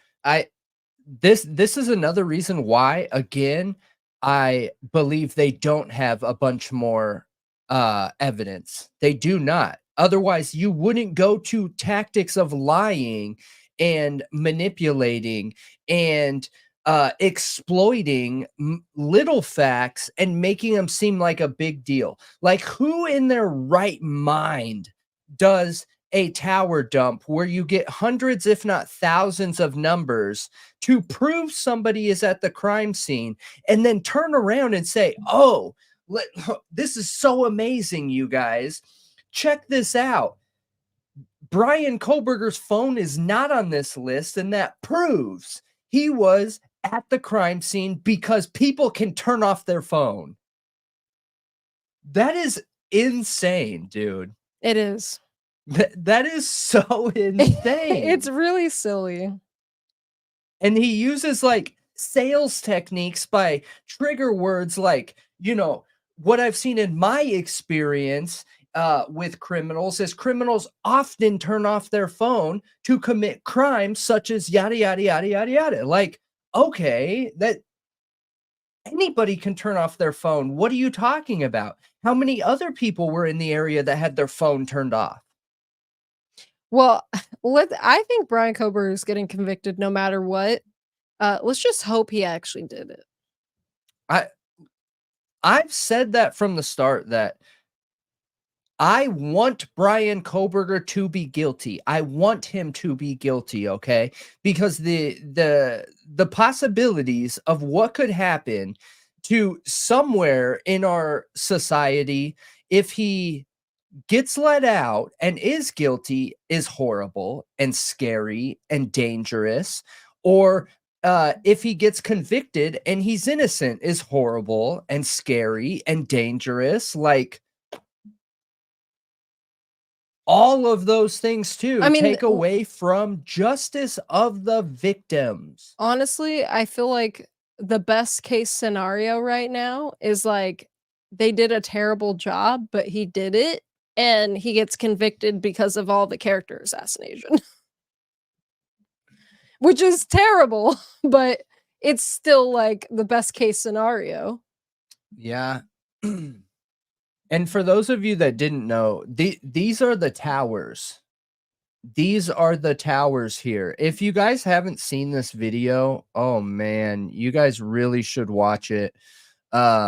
this goes into the details of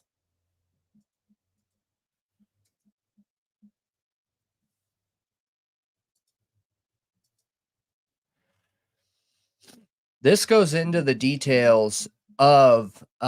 cell phones, and I go through this and explain cell phone towers, and then I also do a follow-up here, of GPS as well. Where's the GPS one? Right there. Bam.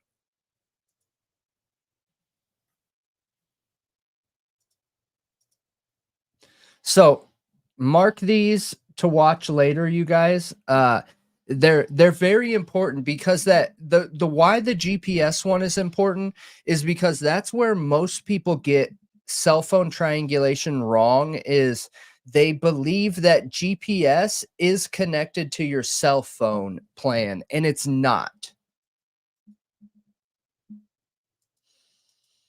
And like um Cluminati just did a video, and like I said, it's good. There was a lot of really true things on there, but that was one of the areas that she just missed is drawing the connection that, you only need one tower for GPS, which, I mean, that's true. Number one, it's not a tower. Number two, it is a home base radio signal that, transponds from the satellite down to the home base signal and then to the phone. So yes, it can do it with one, but that's not connected to your cell phone, so it's not triangulation, and that's also the most unreliable network. It uses radio waves, which go so far. It's so insane. They go like, hundreds of thousands of or millions of miles, how far radio waves go. But they aren't connected to cell phones. Like it is not a reliable connection. I mean, I think people probably assume that because, if you don't have data service, you can't, like, have a location, No, right? you can. Oh, you still can? Yeah, because it's not connected to your service. So even if your phone is not connected to internet or service at all, you can you still can pop be your SIM card out and pick up GPS from other things around you. Yes, all day long. That's how Apple phones got so big because, I've set up companies like Google where they will have Apple phones, and their employees come in, they grab an Apple phone. It doesn't have a SIM card in it for cell phone, but it doesn't need a SIM card. You make calls without cell phone service. You can go on the internet without cell phone service. Yeah, with Because Wi-Fi. okay. Yeah. And that gives you GPS location. Okay, but that's what I was saying. You But can't do it Wi-Fi without isn't cell signal, I know that. cellular data. Right, so you don't need cellular data to have that. You just need internet of some kind, meaning I Wi-Fi mean, you don't or need internet. Anything. So here's some. So can I take the SIM card out, not be connected to any internet or data source, and still call 911? Yes. And I can still be tracked for my GPS location? Yes. Okay. Yes. How does that work? What do you mean? That's kinda terrifying. That's Is it 'cause it standard. connects to towers that are the closed network No, towers? no towers. You're making Radio waves? you're making that mistake. Yes, radio waves, GPS. GPS has nothing to do with your cell phone carrier. I know that. Yeah. So, calling 911, using GPS location, using applications with background application data and GPS, you can pop your SIM card out, which will effectively take your service away, and you will still be tracked because they aren't cohesive. They don't depend on each other. They're two different things. Because remember, like I said last night, GPS, in order for something to have GPS, it has to have a GPS chip. That chip has to be registered with the federal the federal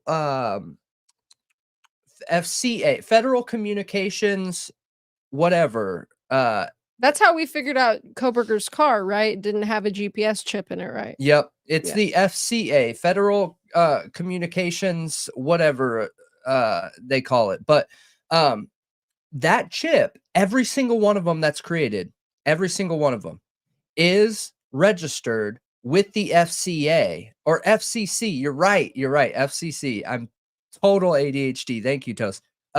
So the FCC, and that's a hardware. That's a piece of hardware. Okay. So when you have a car that has GPS connection, your car is not hooked up to cellular signal, but it has data connection. It has GPS. That's because of the GPS chip. That is hardware. That GPS chip is bought by your manufacturer's phone, whether you have Samsung, whether you have LG, whether you have Apple, whether you have Google, which ones am I missing? I don't know, but they all have a hardware GPS chip in them, and they all can function without cellular connection. Therefore, triangulation is not anything to do with GPS, nothing. It's important to draw that hard line distinction between GPS and cellular data. Cellular data is triangulation.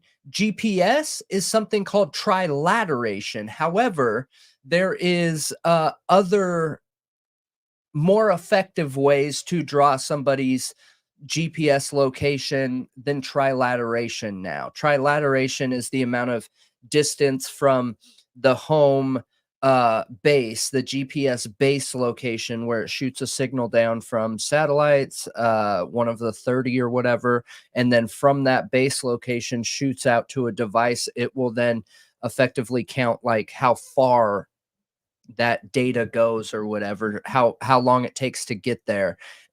And then it figures up where you're at, like in response to, the data for that.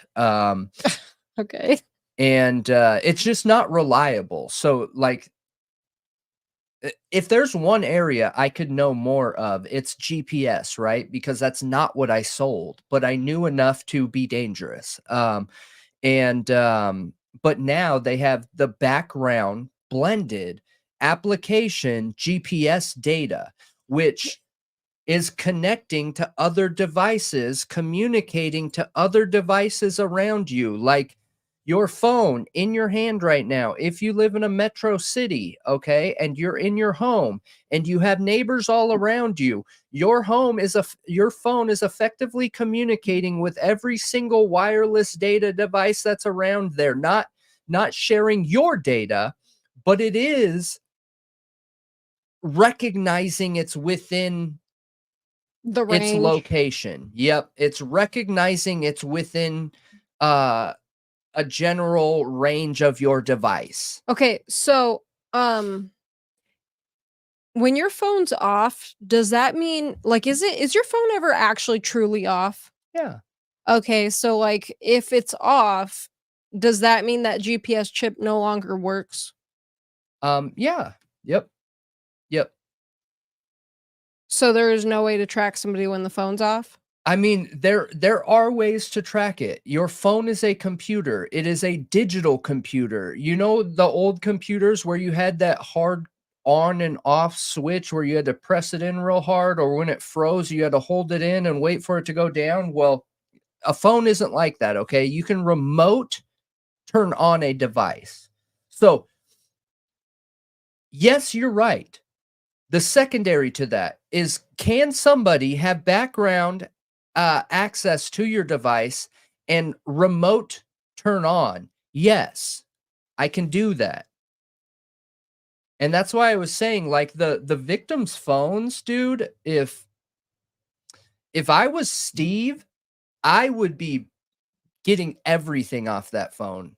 Everything. That's Yeah. mine. That's Yeah. my kids' data. Yeah. Like, I don't, sorry, bros, but do your job and convict this guy. But that is my daughter's data, I am going to get that.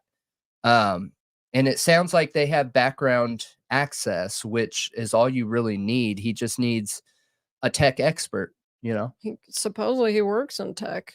He doesn't seem Yeah, like that doesn't yeah, mean he seems that. like he's in a niche part of it though. So a lot of people work in tech, but very few have the level of knowledge to be dangerous. And I'm not saying that in a bad way either, you guys. There's no reason to, right? Anybody that's in tech has the knowledge that they need to know to do their job, which is great. But I think where the big difference for me that comes in is salespeople. It seems like a laid back job, right? And for whatever reason, I hear time and time again that people are like, I don't know how you could do sales. I don't know how you could do sales. I mean, if you're the type of person that can handle the stress, anybody can do sales. You just have to, commit to learning and continuing your knowledge and growing and, not ever getting to a point where you're pretending you know everything about sales, because as soon as you think you know something, it's going to change. Bam. Because society changes, people changes and stuff like that. But anyways, what I was saying with sales is that a salesperson actually has to have like the most well-rounded general knowledge probably from anybody. And it's when you're a salesperson, you have all these people, right? So like I have my install experts that, oh, I got you, don't even worry about it, you're asking questions I just don't know, let me call my guy up, and we'll get those questions answered for you. Oh, you have questions about the reliability of the network in this area. Cool. I actually have a network engineer that I'm going to get on the phone. And you know what I mean? And as a salesperson, you pick these things up. You got to know them. So yeah, I think that salespeople, especially in the tech industry, they have the most rounded knowledge. That makes sense because usually you're having to help the customers so much, like Yeah. with so many things. Don't they come in with issues all the time? Yeah, but it depends on what kind of salesperson you are. There's a lot of salespeople that don't continue to manage the account. It will Okay. be, I'm here to sell you because I have this overabundance of knowledge around communication and working with people and all of those things. And everything else will get picked up after that. Okay. So you have a question here And from Cheryl Butler. yes, shout out Cheryl. We appreciate you. So why can't they track Brian's GPS? I'm hoping they can. Malia did a video a while ago about the what's it called? Fog data science. Fog data science would be the GPS that we're talking about here in the background applications. Now, we've seen a whole bunch of search warrants around applications. And, the true crime community has speculated endlessly. And I'm not saying this as a bad thing or anything like that, but us included, have speculated endlessly about, well, what do they want to find in Microsoft Office? What do they want to find in Spotify? What do they want to find in, all these multitude of things, of applications that they want? And it could be simply one thing. They could be trying to get his GPS location and nothing else. That's what I think. So, and I hope they did, because look, our number one goal here is to find out if he did it. Did Brian Koberger end these 4 victims, Ethan, Xana, Kaylee, and Madison? So you have a few questions. I know you said you wanted to answer some people's questions. They're right here. I just starred them for you. Okay. I I'll be also right back. have I'm gonna go to the bathroom really quick. I have a question, and I want to give a shout out here to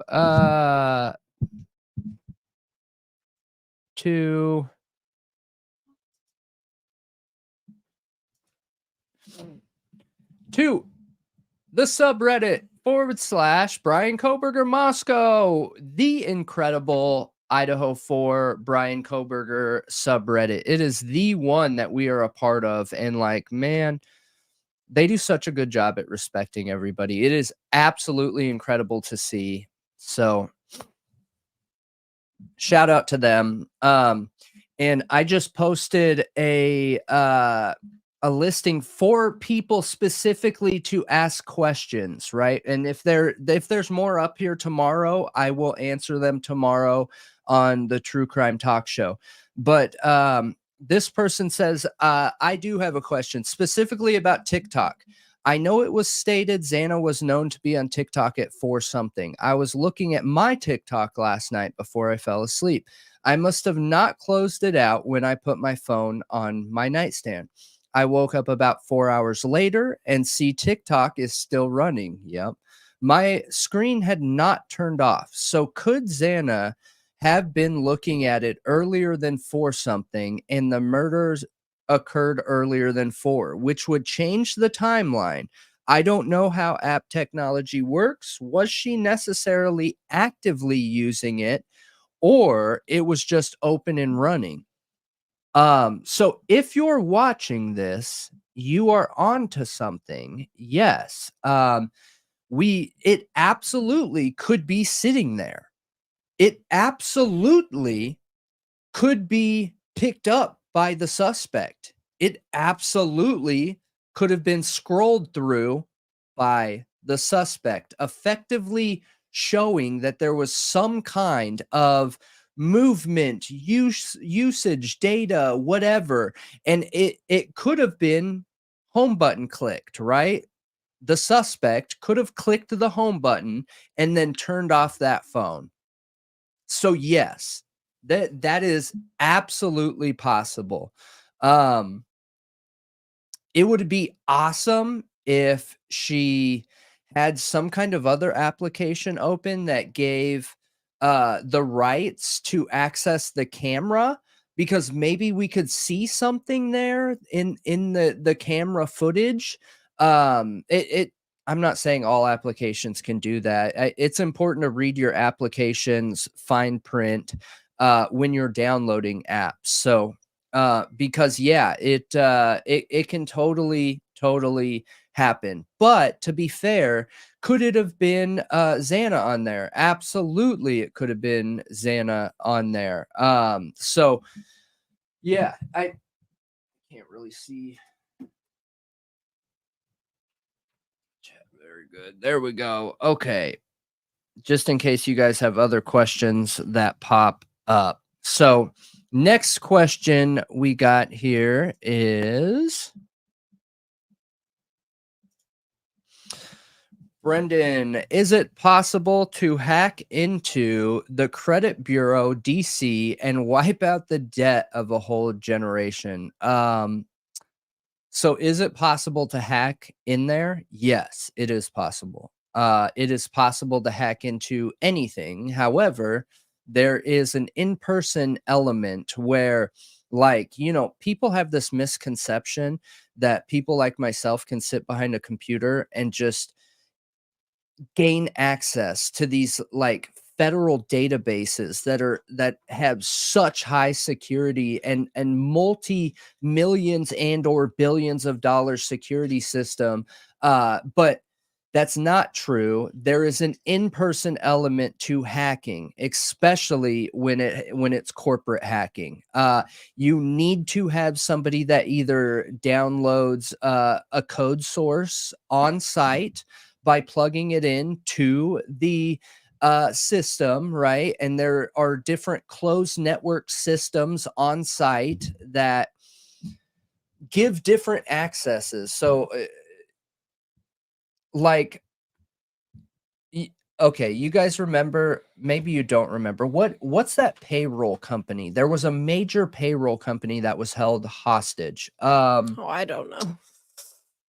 Okay, I don't remember the name of it right now, but there was a major payroll company, and this payroll company managed the payroll for millions of people, you guys, millions of people in the US. hackers gained access to it and shut it down. Shut it down. So all these people couldn't get paid. They figured out how to pay these people pretty quickly, but not through that system. That system was held hostage. That system was held hostage for like $100 and something million. You know what they ended up doing? Hmm. They ended up paying the ransom to get the company back. No way. Yeah, and you know how they gained access? Somebody plugged in a thumb drive Mm, on site, okay. giving them back-end access where all the rest of it was basic coding and working through the security measures until they had enough control to effectively shut out anybody that wasn't them. Dang. So I think that was like a funny question of Greg's, but yes, you technically could hack in, but they have backups, man. They have backups and backups and backups and backups and backups. You know, did you guys know that there is a hacker team out there? And the rule is nobody can know another person. So nobody will know who's who. You're not allowed to if Oh. you join So you this can't group. snitch on each other. So you can't snitch on each other. Yes.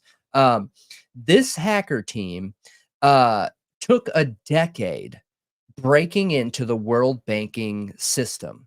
All right. And they're still in there today. But in They're still transactions, in the system. oh yeah. In transactions, there is always fractions of pennies that don't align with physical currency like online. Okay. So I don't know if you guys play in stocks, but in the stock market, you can buy stocks that will be like, $1 0.0267, whatever. And stockbrokers do thousands, millions of trades a day, and you can siphon off pennies, you guys, that add up to a lot. So like a stockbroker, just because they're closer to the stock market, will buy 100,000 shares of this really hot stock and flip it for a penny more. But because they bought so many and sold so many, all those trades that they sold them through, they could make a quick, easy 100 grand or whatever in seconds.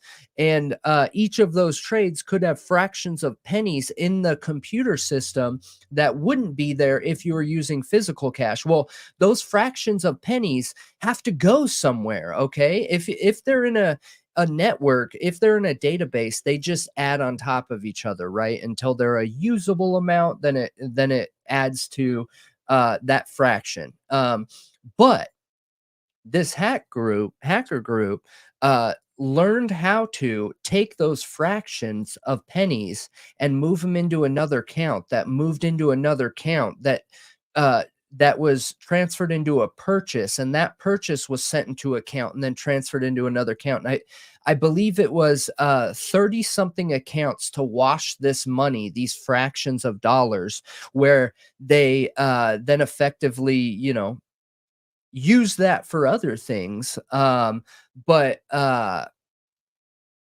they ended up getting like hundreds of millions of dollars when that sect of it got caught, but only one section of it got caught. Like law enforcement didn't know there's others in this from the same group,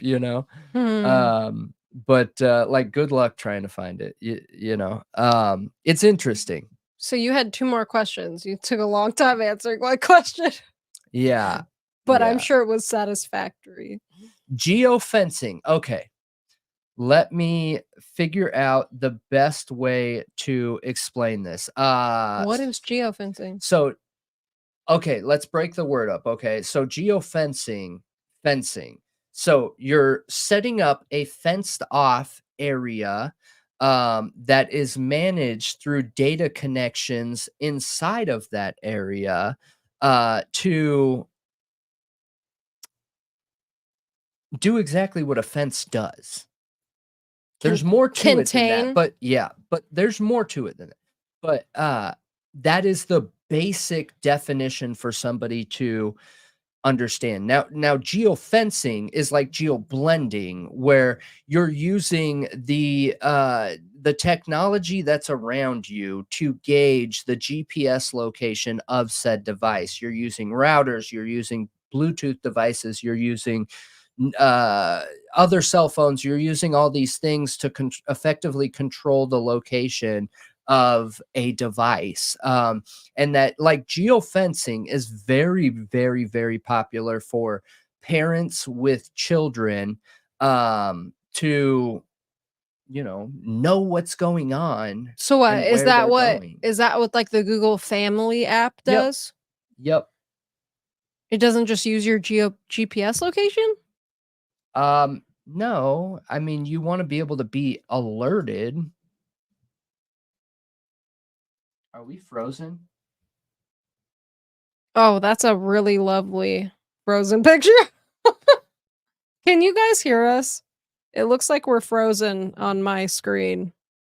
Are we frozen? Yep. Okay. What is all of this creaking? So, It must be windy or something. We are not frozen on their end. okay, But cool. Meg said we are frozen. But no, Meg said we're not frozen. Okay, let me refresh my page. Can background applicate? So if you want more of an answer, Oh wait, our okay. audio is whack. Are you serious? If you want more of an answer for geofencing, that geofencing can be done anywhere, you guys. So, Oh, okay. like, I think we're good. what I mean by that is, you could also, okay, let's use it in a different example. Let's say that you were a criminal and you had a criminal enterprise that required you to cut drugs in a warehouse, okay? You want to know if someone's coming up to your warehouse, right? So you could effectively set up a geofence. This is hardcore tech, though, the reverse of it. You could set up a geofence to alert you when a device has came in your location. It's software. Oh, okay. So you're saying like It's literally a fence. parents get alerted when their kid goes outside of a certain area? Yeah. Yep. That's one way of using it. There's also other ways, like, um, what's that called, where they put a location of an item and you go and you open up that item and, like, write your name or whatever. Geotag? Yeah. Yeah. Yeah. So that's like geofencing. You're cordoning off a location for uh somebody to come find this thing, you know what I mean?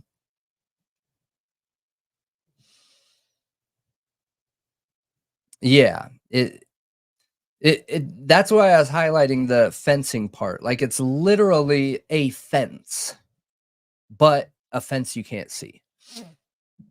There's just a lot of factors and uses for it.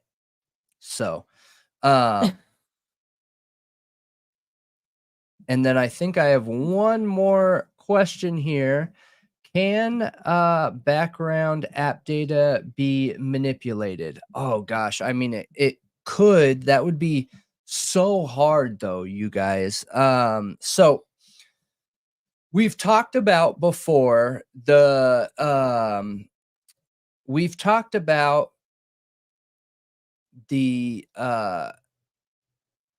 doubling of a device, right? So ghosting a device, or copying a device, and where Mm. you have two phones that uh the network thinks is one phone. So one person could be sending texts, emails, whatever, to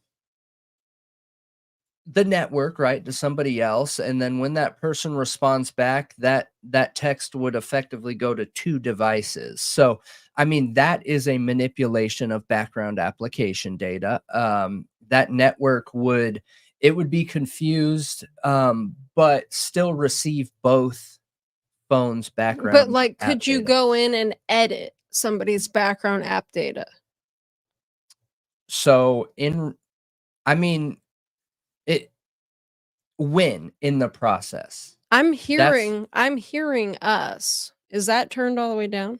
that's my biggest question in this would be when in the process, because you're taking live data, right? And it's getting sent to the network through a tower, and that is going into a system. So, are you asking if you could hack into a system and then change the database of that information?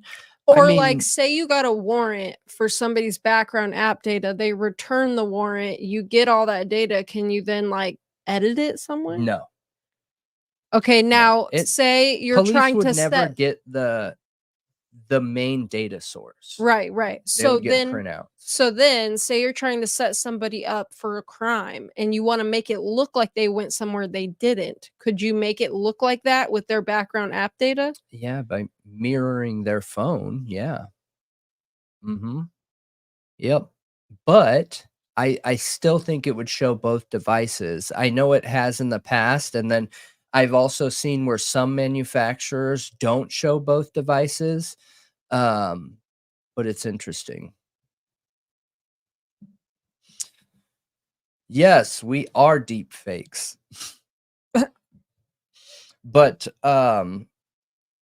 yeah, I mean, look, anything technology related, I guess, could be edited, but there are some very, very, very good security systems, multi-layer security systems out there that would make it very hard. I mean, the amount of steps it would take to try to get in there, change their software for holding this data to allow you the ability to then edit this data. I mean, you're that is a lot of time and money, and like these systems are hundreds of millions of dollars. So, but let's move on to our other topics. We're getting real close to our time here. And what are they? What do you want to talk on first? Did you pull up the well, let's just touch on Rachel Morin real quick. Do you have the sketch pulled up?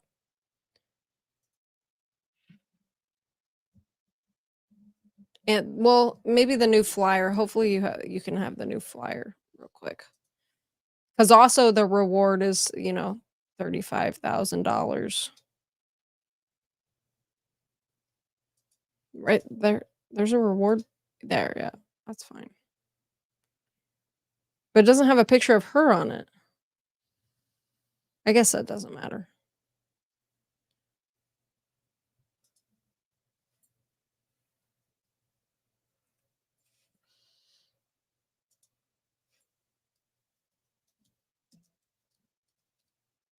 Okay, you guys. So an update on Rachel Morin. I am going to show you a picture here.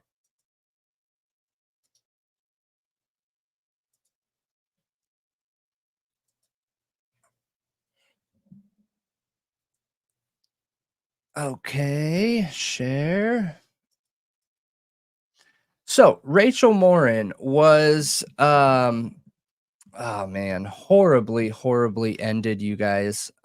She was a mother of 5, um living in Which huh? yeah, go ahead. Living in Bel Air, Maryland, and she went running on the Mampah Trail, sometime last year. I don't remember. August 6th, I think, is the day. Um, but she went running on the Mampah Trail there in Bel Air, Maryland, and it's somewhere that she goes regularly, like nearly on a daily basis. Goes for a run. I saw from some interviews with her ex-husband, who's also the mother of, or the father of her eldest daughter, it's like it's a really popular place for locals, and, like, they took their daughter there when she was little for walks and stuff. Um, so she went running, and this guy we now know, which I don't know why they're saying they kept that close to the vest because I knew where it happened. literally within like the first few days after finding out about it. Um, but she was attacked on the trail and beaten horribly. Probably essayed, most likely. Yeah. And then drug and hidden. And it happened on the Monpaw Trail by these big drainage tunnels. And I also knew information We because the covered Hartford this a lot. we did. The Hartford Sheriff's office, they put out they didn't put out a ton in the beginning, but they did put out a podcast and they went into way more detail, which is incredible. I love that they did that. Like, this is how these kinds of cases get solved, is the public knowing the information they need to know to help find this guy. I really hope some like really good web sleuths will get on this. Because this guy is terrifying. He's definitely escalating. We learned, in that podcast that in the LA home that he attacked. So after Rachel was killed, they found DNA on her body and then they ran it through CODIS. And while they couldn't find out who he was, they found out he had just committed a crime a few months before in LA.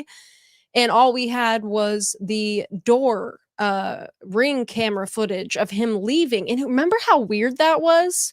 That there was somebody's hand closing it and he didn't have a shirt on and he was walking out so casually. And Yep. we believed it was a child letting him out. Well, from the podcast, they actually said that it was a kid, but it sounds kind of like it was a teenager.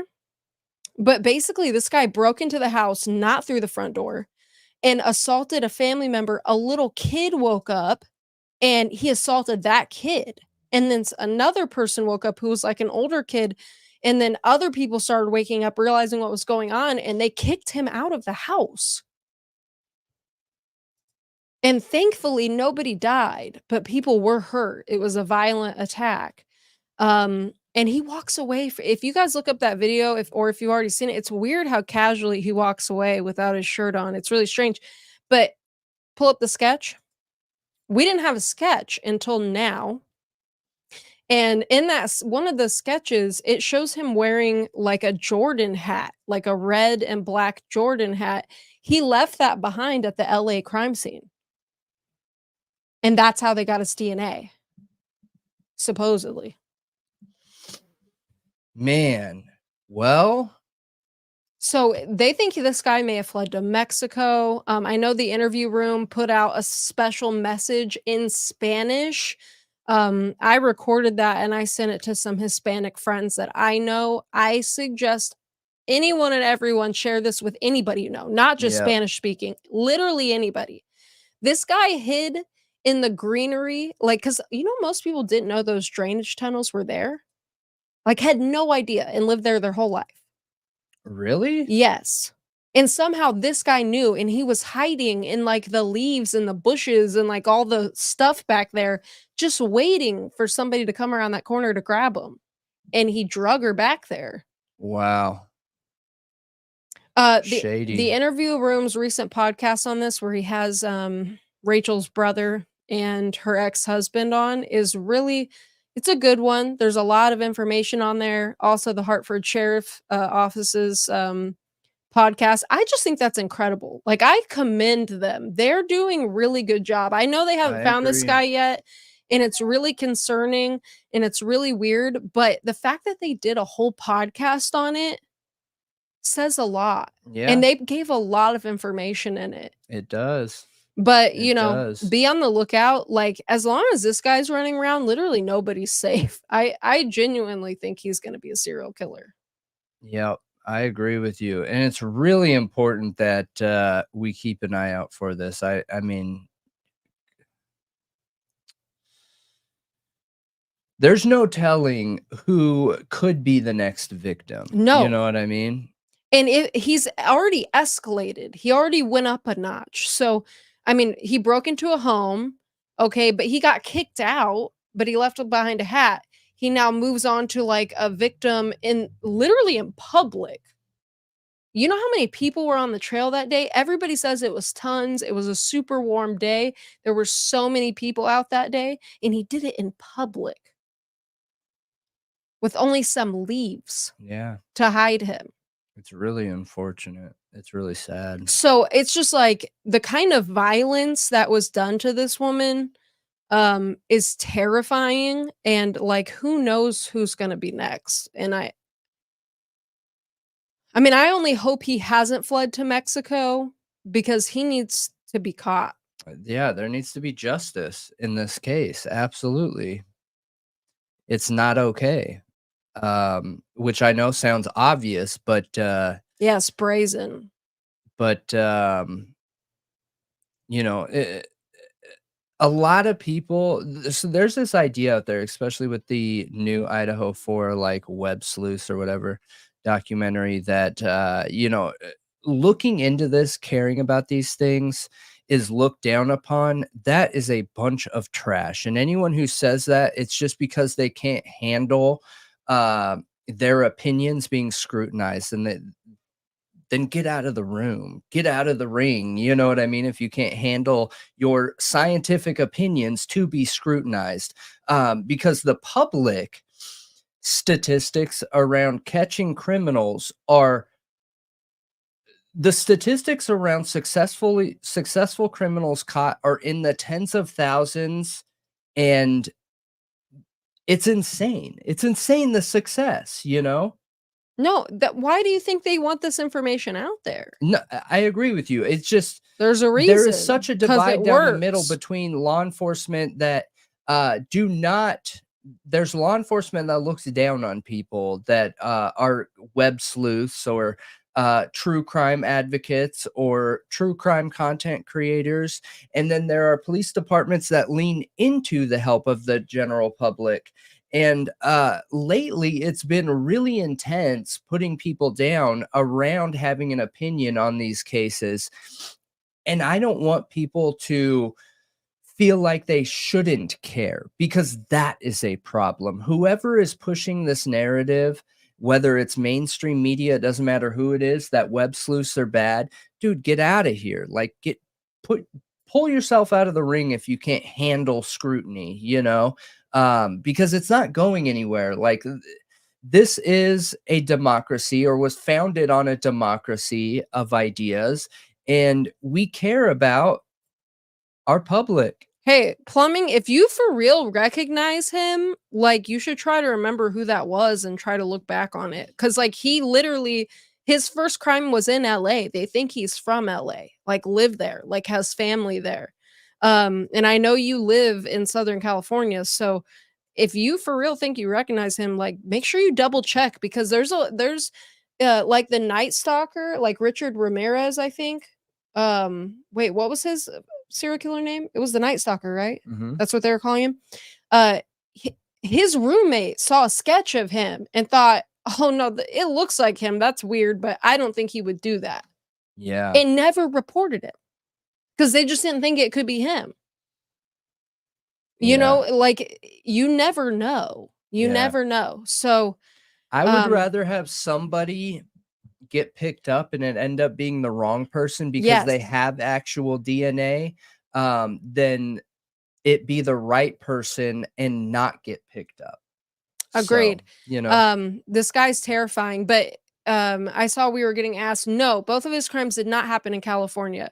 The first one with the family was in LA, and then he Los went Angeles. all the way yes, Los Angeles, California. Then he went all the way across the country, literally to the East Coast, to Bel Air, Maryland, and did that one, Rachel Morin's case. And now who knows where the heck this guy is? Like, Yeah. literally, who They knows? were saying Chicago for a while. Mexico. Yep, So Mexico. it's really just important, like, even getting that information down to Mexico matters. There have been killers who have fled to Mexico and gotten caught because of a flyer. Mhm. So, I mean, I would literally spread it to everybody you know.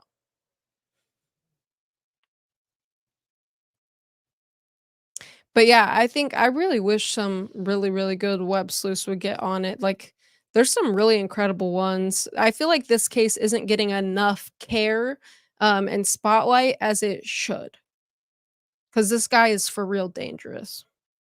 But anyway, that's the update on Rachel Marin. And then we wanted to bring up the Richard Allen thing real quick, right? Mhm.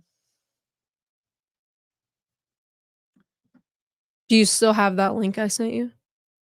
Just sent it. Oh, okay.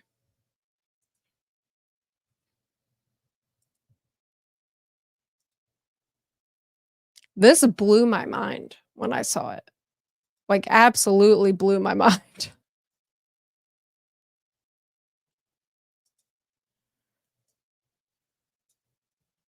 The sketch artist, whoever did that sketch, did an incredible job, may I add. Yeah. It's, like, one of the better sketches I've seen. They did super good. Yep. Where's it talked about? Where where Barbara starts talking. Yeah. Okay. So just start right there at that little notch.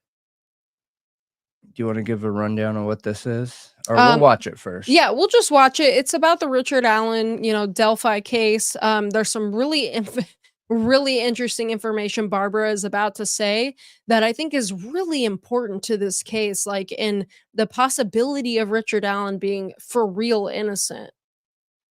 To talk about this. Still with me, forensic death investigator, professor at Jacksonville State University. He's also the host of the Body Bags podcast, Joseph Scott Morgan, still standing by with us. And one of my Court TV colleagues, the brilliant Barbara McDonald. She is a documentary producer here, a journalist for many years who's done great work, especially on the Delphi case, even before you came to join us at Court TV, Barbara, and we were so glad you did. You were hard at work on this case. So if I may start with you in terms of the evidence, what evidence is there that's essentially tying Richard Allen to these crimes? This is super important right here. Really, really important. Yes, what actually connects him to that crime scene.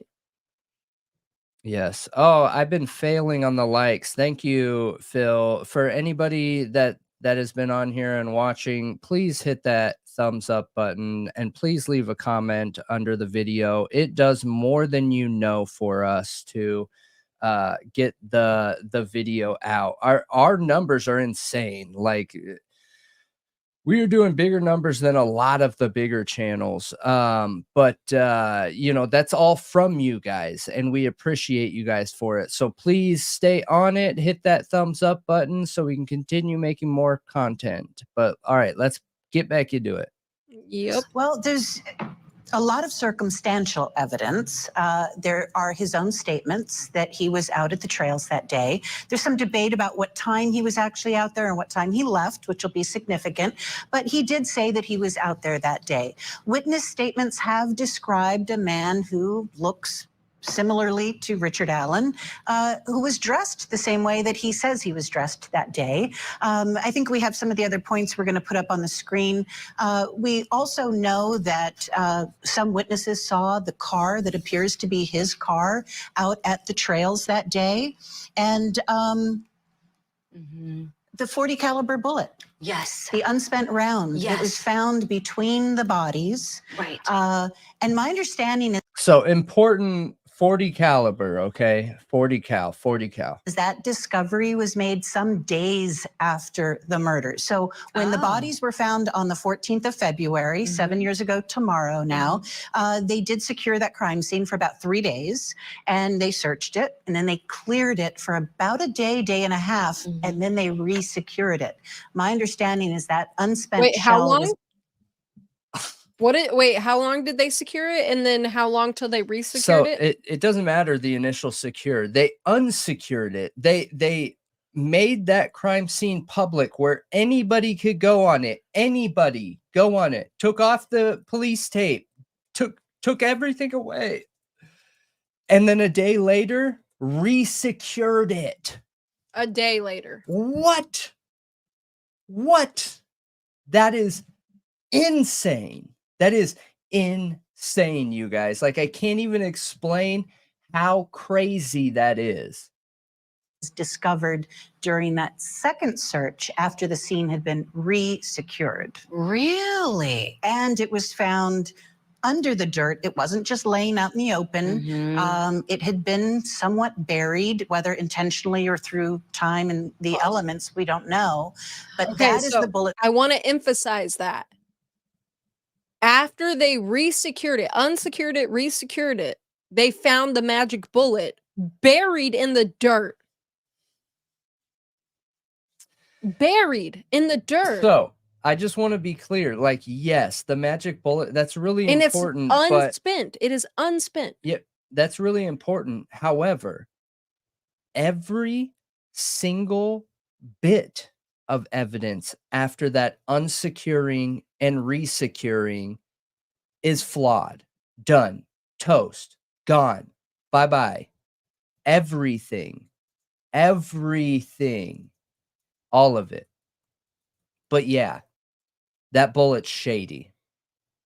You know what's interesting is Ron Logan, the guy who literally lived right there. It was his property, owns guns that bullet could have came from.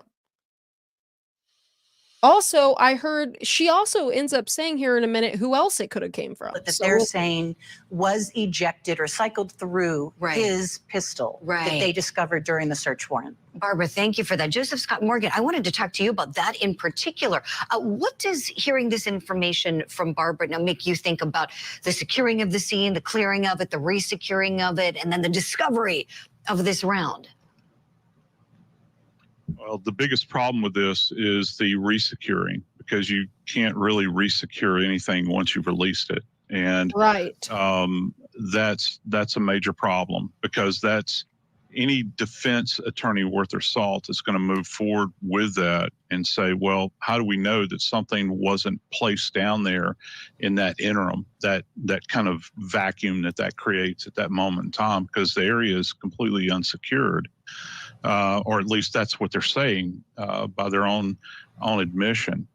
That's problematic. It's problematic moving forward with the case. And the fact, as my friend Barbara had alluded to, that when they found the round, which I have actually one right here, this is a .40 caliber round right here, unfired.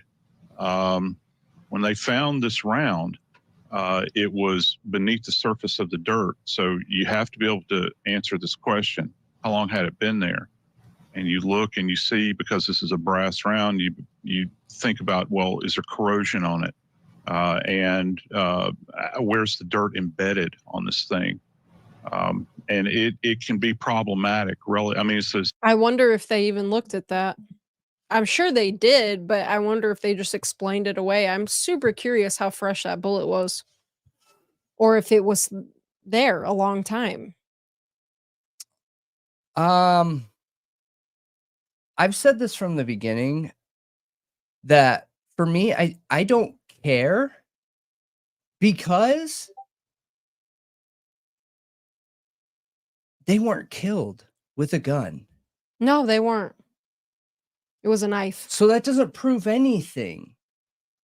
They have drawn a connection with Richard Allen being at the scene. He admitted that, not hiding it. He came forward and admitted it himself, okay? The one thing they talk about on here is the fact that his car was there. It actually wasn't parked there. It was parked away, like a half of a mile away or It was whatever parked it was. in town. Yeah. Yeah. So his car was not there, but he was there. But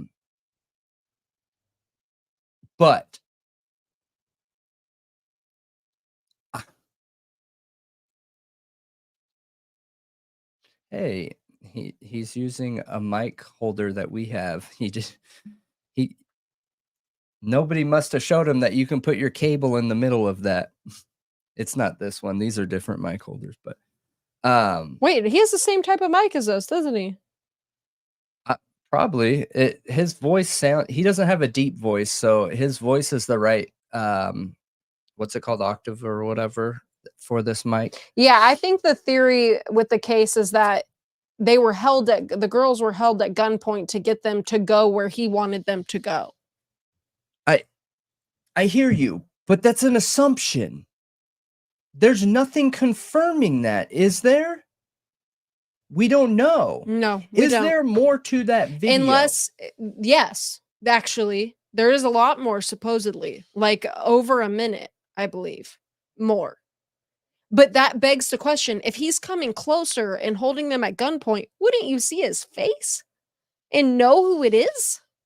I mean, that picture quality was really Yeah, but he was bad. far away. Yeah, yeah. So as he gets closer, it should get clearer. Have you seen the picture that Abby took with her phone of her Yeah, on the bridge? It's a great picture. yeah. That is not bad quality. Yeah, you're right. It You're should right. have got clearer the closer he got. This is just another situation where our justice system in this area is failing. Um, and it's really sad because because there has been a gag on this crime was almost as brutal as the Idaho 4. Really, the only thing that makes it not as brutal is the fact that there's 2 victims and not 4. But very similar ways of, ending their lives. I don't know, man. I don't know if I would say similar. I mean, I One guess a was, knife was like, used. aggressive and, like, I don't up in your face, and the other one, I mean, is more methodical, but knife wounds until Yeah, but multiple they were knife wounds on each girl. they were insanguinated and stuff. Like Yeah. there's a lot to it. Mhm. To where it doesn't just feel like an attack. It feels premeditated. It feels like there's intention and purpose. And while I believe the Idaho 4 attack, the murders, I do believe that was targeted. Yeah. But I don't think the intention, the way like it's different. It's just different. It's hard for me to even compare the two Yeah. Yeah. because of what was done to those 2 little girls, and it's just so tragic. Like, losing a child is one of the worst things you could experience in life, and having it Mhm. done this way and then go on for this long, and then when you finally have an arrest, this circus, like, I just can't imagine what the families are going through And right you're now. right. The importance of the gun is understanding the fact that there could be control. However, my argument to that would be, yes, absolutely, but you don't need the gun to have control either, right? An adult male over to 13 or 14 and 13, right? Yeah. 14 and 13-year-old girls would already have physical control over them. But when it comes to this bullet, everything having to do with this bullet and gun, in my opinion, are now thrown out the window because of this releasing the scene and then resealing or recontrolling the scene, relocking the scene down again. None of that evidence can be used from that point on. It Yeah. cannot. Which You will not have an argument in court. And if the evidence that we've seen is correct when it comes to his car being nowhere near the scene, so you have eyewitnesses and police that are making a claim that, they saw his car no, there. the witnesses never did. Oh, that's right. The police lied. That's right. So his car wasn't there, right? But he came forward and said he was. Okay. That makes me less likely to feel like something shady was going on there. But the only thing that really ties him to it is the bullet. And we know that bullet is junk science. Yeah. The ballistics on an unspent bullet, yeah. It is junk. You should play more of it though. There's some more important stuff that she said. Significant piece of evidence, but again, if you don't have this cohesion at the scene, that can be problematic. Right. Professor Jay, you're the best having that round there. And when we think about this, they're saying that it cycled through his pistol, his Sig Sauer, but it wasn't fired from. The markings on it, Professor Joe, those markings would still be there, right? Would they not? Like if he, I guess, maybe racked the gun, or how do you think this might have happened? Yeah, you've got what are referred to as extractor and ejector marks on actually, if you think about, for lack of a better term, on the fuselage of the projectile itself, or on the body of the thing. And so there are these definitive little marks. And what they're saying is that the firearms examiner, this is a 6-hour platform, by the way, that he had, the brand, when he cycled this thing. And that is, if you've ever seen on television where somebody racks around into a weapon, well, they're not just racking it in. If there's one in the chamber, it's going to go flying out. And that's what happened. But, you know, Julie, those marks on an unspent round on the body of this thing are not as robust scientifically as the ballistic markings that you have on a fired round, the actual projectile. So it's not quite as done as people might think when it comes to an ejected round like that. Sure. This explainer is so helpful, Professor. Thank you. Barbara, let me go back to you, please, on what might be missing in terms of evidence that's linking him. You really dug deep into this one with Richard Allen. What do you think's missing? There's a lot. We don't have a murder weapon or weapons. We don't know exactly what was used. They've described it as a sharp-edged weapon, but we don't know if they have that, if that has any evidence contained on it. According to the defense attorneys, there's no DNA of Richard Allen at the crime scene on the girls. There's none of their DNA on him that anybody has put in any of the court filings. We don't know anything about any fingerprints. Apparently there aren't any fingerprints linking him, and there's no hair and fibers linking him to the scene. And then also, some of the theory is that perhaps these girls were catfished and lured out there to be killed. There's no electronic evidence linking him to the girls. They took his cell phones, they took his laptops, his iPads, all of his electronic items, and there's no link to the girls there. So, yeah, of course. You know, is there more evidence than what we know about? Probably, hopefully. Sure. And when we get to trial, hopefully we'll see all that. But that could be a long ways off. Right. Barbara, one of the biggest questions I get whenever anyone asks me about this case is, how were those girls murdered? To this day, we still don't know how exactly, do we? We do know from some of the filings from the defense attorneys in this case that it was a gruesome scene. There were injuries to their necks caused by a sharp-edged weapon, but they have not gone into more detail than that. I do know that, you know, the investigators who were out at the scene, who saw these girls out there that day, say that it's a scene they're never, ever going to forget. And, you know, just one more note on this anniversary. It is the 7th anniversary. The families want us to remember these beautiful girls, Abby and Libby. They were 13 and 14. Libby would be 21 today. Abby would be turning 21 in June. Huge loss for their families, for their community, and they are absolutely missed. And so we should be putting some of the focus today on them. That's exactly. Yeah. Did I miss the part where she said that the cops also had that type of gun?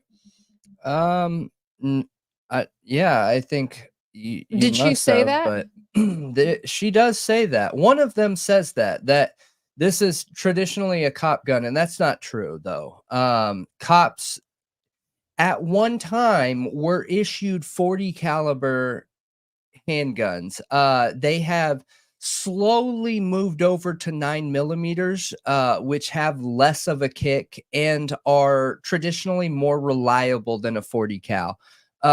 So will you find some cops with a 40 cal? Yeah, you'll find some. But the majority of police have 9mm. Okay. So I think it was actually from him, which makes sense, being a little bit of an older guy, because, you know, 20 or 30 years ago, yes, they ran with 40 cal handguns. But yeah.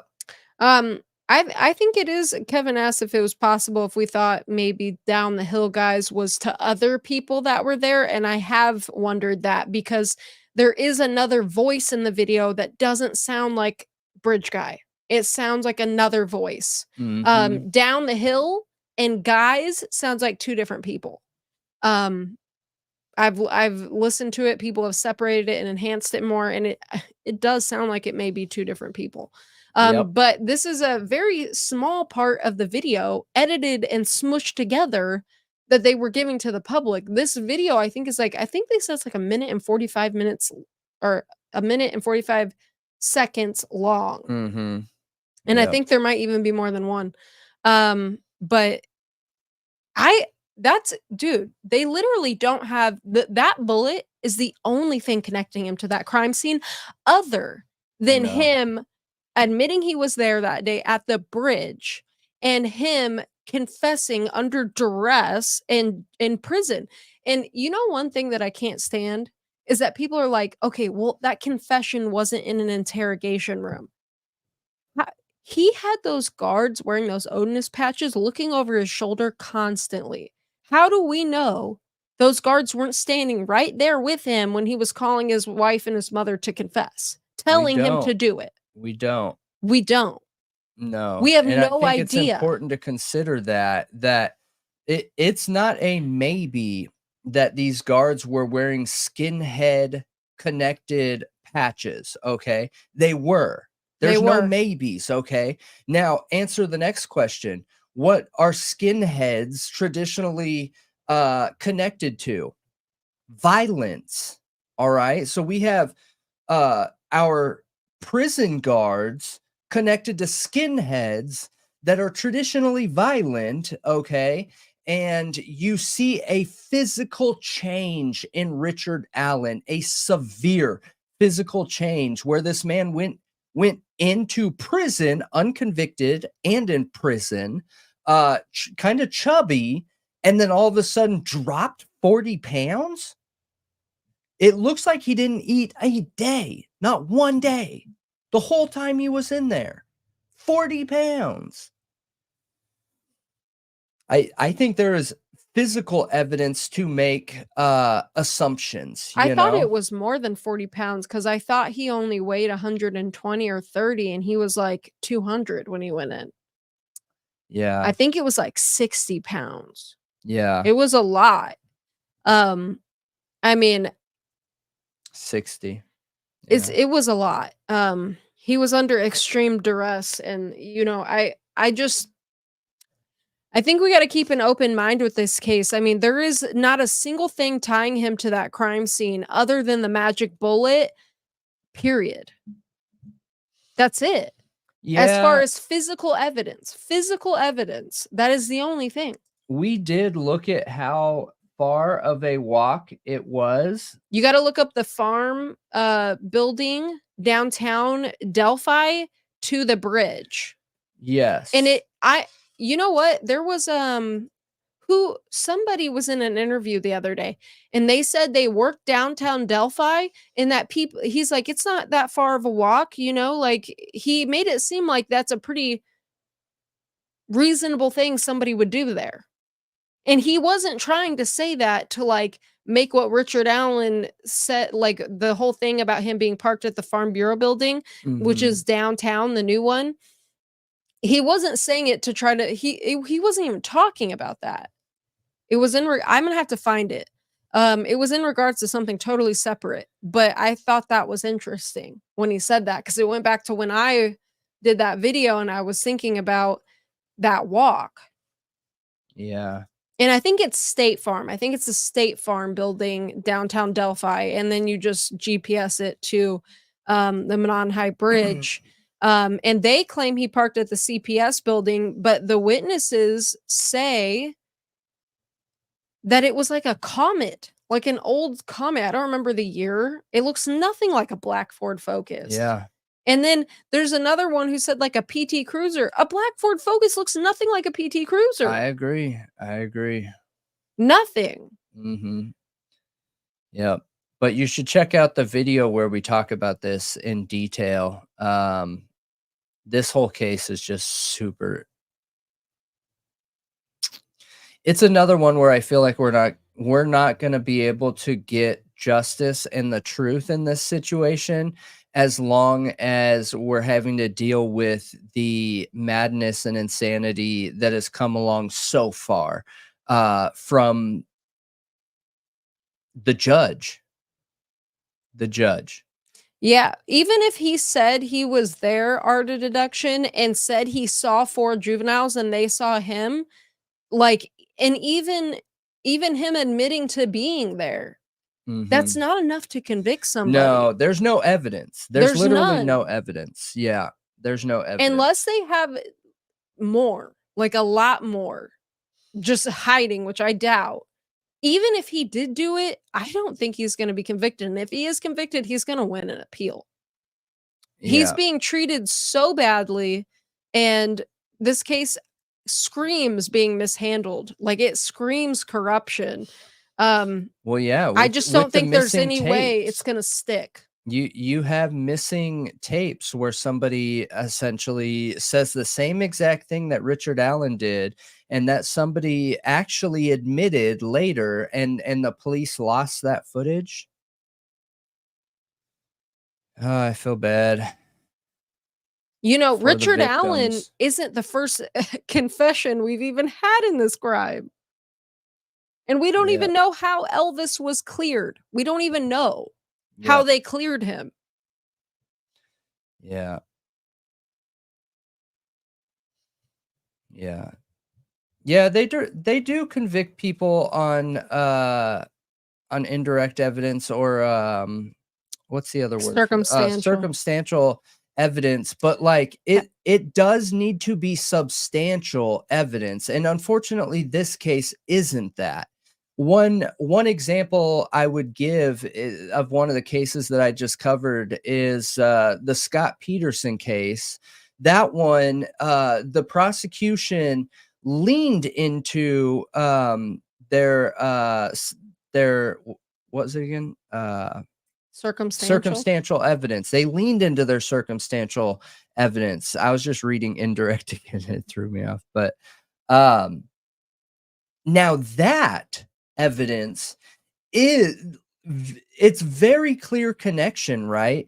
And there are not a lot of variables that give any other options in that case. Unfortunately, in this one, there are a lot. There are a lot of different possibilities. But then when you see law enforcement and police that look like they're manipulating, changing, and adjusting things to put a spotlight on one person, it makes everyone doubt the case. It makes everyone doubt them, you know? Which again, there's nobody's at fault for that except the police. Like, okay, you don't want people to be calling you out, then learn how to manage your evidence correctly. Because I don't think it's acceptable that you lost the interrogation footage. I don't think it's acceptable that you unsecured the crime scene just to resecure it 24 hours later, you know, and effectively throwing away all evidence from that point. That bullet will never be held up in court. There's no way, dude. There is no way. No way.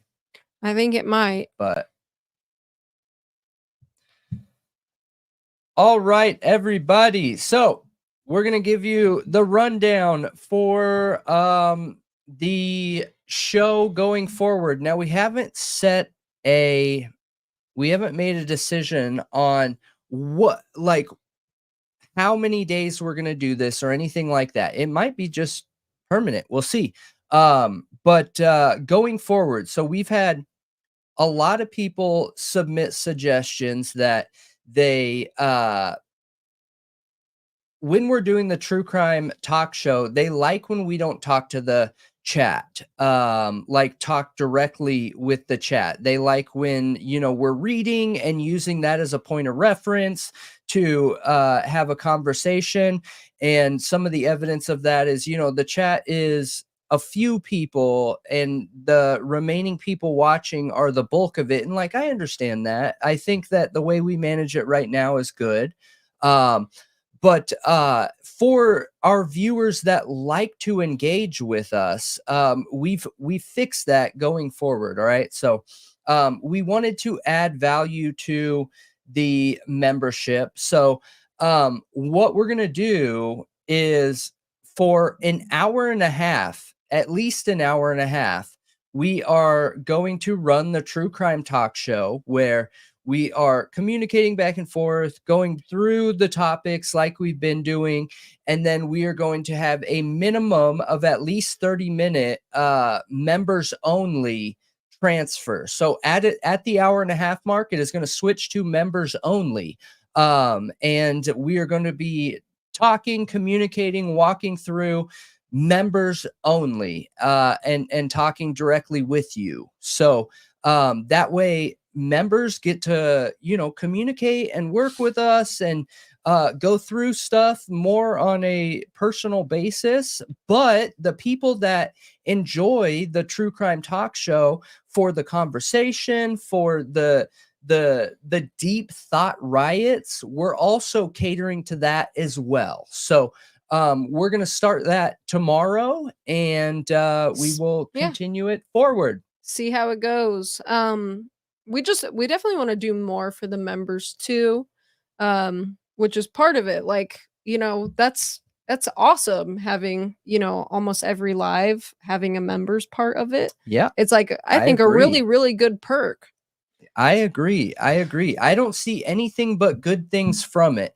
Plus, it continues to allow us to, manage, the watch time ratio when it comes to members only videos. That adds to our overall watch time without using another variable to add. So it's going to benefit the show. It's going to benefit the members. It's going to benefit everybody. And we're going to be able to communicate with you guys directly more. So like Heather, the no chatter, I know you always chime in too, and that's why we want to do it this way, so that at least for the second end of the show, we're going to be talking more directly with the members. I feel like that's important. That's a good membership perk, right? That's a good membership perk because we are effectively a talk show. So we got to be able to hold true to the bulk of the viewers for the talk show, and then be able to communicate with the members. Hang on one second here. Let's see. Give me 1 second.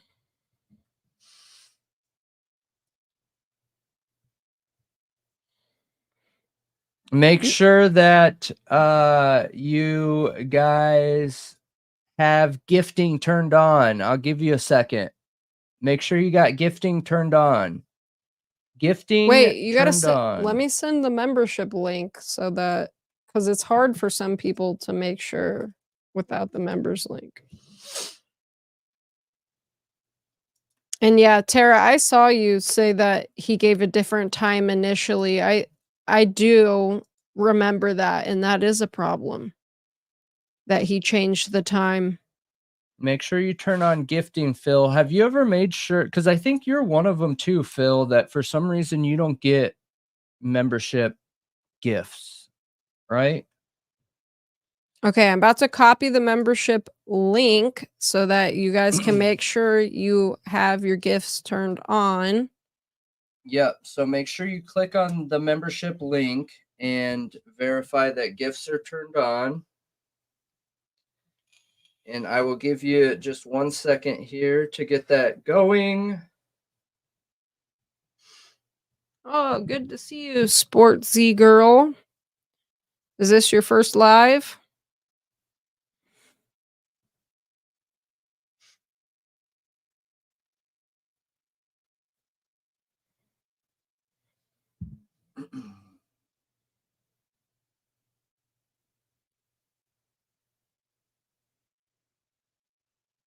That's okay, Phil. We're going to give away some memberships right now. That's why we want you to make sure you have your gifts turned on so you can be gifted a membership, because we're going to give them away for free. Yes, indeed. Oh, thank you, Sports Girl. Appreciate that.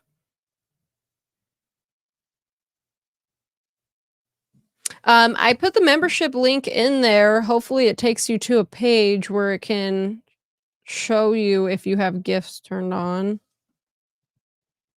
Wait, What did that just take me to?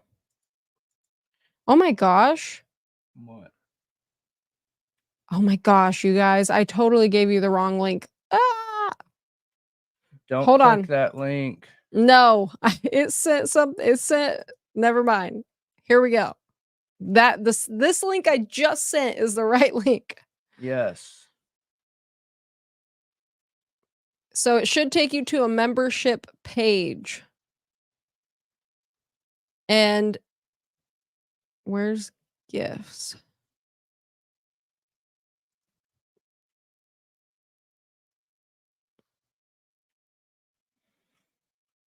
Okay, so once you get to that membership page, there should be I'm showing on my laptop that there's at the upper right hand corner, right next to the X, there's like a 3-dot button and it says gift setting. Once you click that button, when you click the 3 dots, there should be gift settings. You press that and you have to make sure that you're allowing it. You have to switch it on. If you're on a phone, not 100% sure how it works. I can try to check real quick.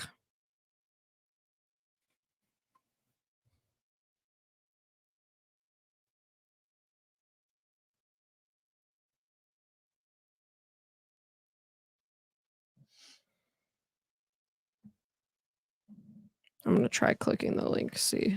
Okay, click it so I could do it. Oh yeah, it opens up like a browser, and then at the top right hand corner it has 3 dots, and then okay, so I press, oh no, it's trying to make me sign in. I don't want to do that.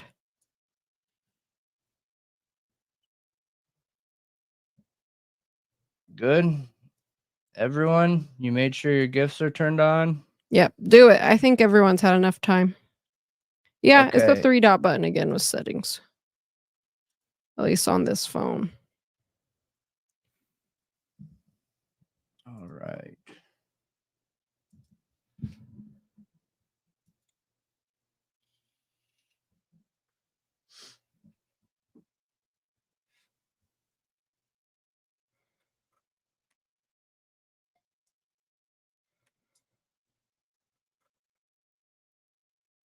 Yay, Phil, you got one. Yeah. Miss Smith, Art of Deduction. CH, you still ain't getting one, man. It's killing me.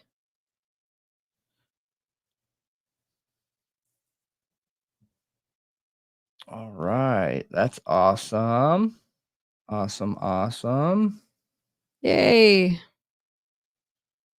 I'm glad you guys all got one. So hopefully tomorrow night, all of you can join after the live for the members live and we can chat it up. Yes. I know, CH, you really need one. Yes, indeed. All right, everybody. That is the True Crime Talk Show for tonight, brought to you by Thought Riot Podcast. Make sure you hit that like button. Make sure you leave a comment at the bottom of the video. And we appreciate that a ton. We appreciate all of you. And tomorrow we will be having a members only, which will be awesome. We'll be able to focus directly on you while offering the content of us having a conversation and getting in deep thought, asking the deep questions, and going where no thought rioter has gone before. So, yes. It's like a journey to the center of the earth, I guess. But hit that like button, hit that subscribe button, leave that comment. And these are, I forgot to give the rundown on this. For those of you, our Discord has quite a few people in it, and we got a lot of people in there, other content creators, other people that are true crime obsessed. But you got to have an invite link to get in there, okay? I just submitted that invite link. If you're not sure what Discord is or you want a rundown, I always tell people go on YouTube and search Discord walkthrough. The walkthroughs on YouTube are incredible, all right? and follow that invite. Nobody can get into it without that invite. It's not like an open chat. You've got to be invited into there, and that's how you do it. So I always suggest to people, for our thought rioters, and we are all thought rioters, to join the Discord, join the Patreon, and that way you know that you won't miss any alerts. You won't miss any notifications. You will know when new videos are coming out, and you won't have to depend on YouTube, because YouTube never shares them, ever. They are the worst. The worst. Okay. So hop on there and give us a hello, and we will greet you and have some good conversation. Yes. Have a great night, Oh, everybody. I meant to make a statement too. So we had a lot of people reach out to us about, I made a statement like 2 weeks ago about the new way. And I feel like we have a lot of content creators that watch us, but they're watching under their alt account. And for whatever reason, they don't want to make themselves known in any kind of way. They wanna lurk. They're lurking in the shadows. It's strange, but okay. Like, to each their own. All right. You want to not be on here with your channel, that's fine. But we had a lot of people reach out asking, hey, what were you talking about that people can control other content creators' videos and stop them from being seen? I'm talking about the views manipulation. It's not that new, but it's been around for, a year, whatever, since the thumbs down started changing and all that stuff, which was a while ago. But what they do is they will be in, normally VPN'd up, but if you know what you're looking for, you can see the actual location. The VPN location is the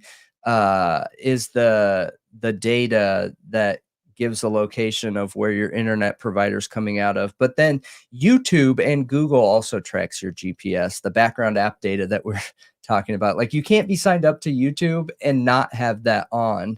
But like, if you're a content creator and you go to your platform and look under analytics and then go under the cities and overall view time or whatever, it will give you the city of the VPN.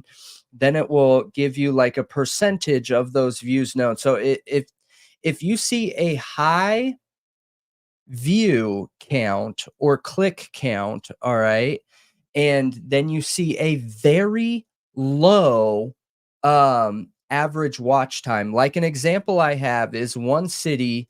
It's posted in Discord, so you can see it. I gave the example in there. I'm not going to put people on blast. I don't do that. Even though I know, they're on here, I just don't do that. I just don't give people that kind of control. But there's a city, and then that city has 300 to 600 clicks or views on a video or for the month or whatever, and the average watch time is 22 seconds. So they clicked the video 300 times, and 300 times only watched it for 22 seconds. So for you content creators, when you see that, you need to reach out to Google. Okay, if you want assistance, gotcha. But you can also submit a Google ad and request, but reach out to Google, because they will shut their parent account. They'll connect the two once they look into it, because you can't use Google without the background app data. But go on Discord, and I have that all laid out on there for you guys. So, because I think a lot of people, when I said that, they thought that I was making it up or something. No, it is absolutely provable. I mean, you figure it out. Why does someone want to click on a video 300 times but only watch it 22 seconds? You know what I mean? They're manipulating the view time to try to make your video have less view time, which affects the algorithm. Yep. It's manipulation. It's manipulating the algorithm to try to get your video viewed less, because when YouTube sees only 22 seconds, that means it's not a good video, Right. essentially. Yeah. The Yeah. watch time matters. And that's gross. If anybody's doing that, it's super, super rude. Why are you dedicating that much time to manipulate somebody's views? Like, what are you doing with your life? I don't Yeah. have time to click on somebody's video 300 times. Yeah, it's either jealousy or they're hired. I mean, I won't comment further on it. I just don't. I've made my statements before that I am optimistic to a flaw. If someone wants me to live in their head like that, that's on them. That's on them.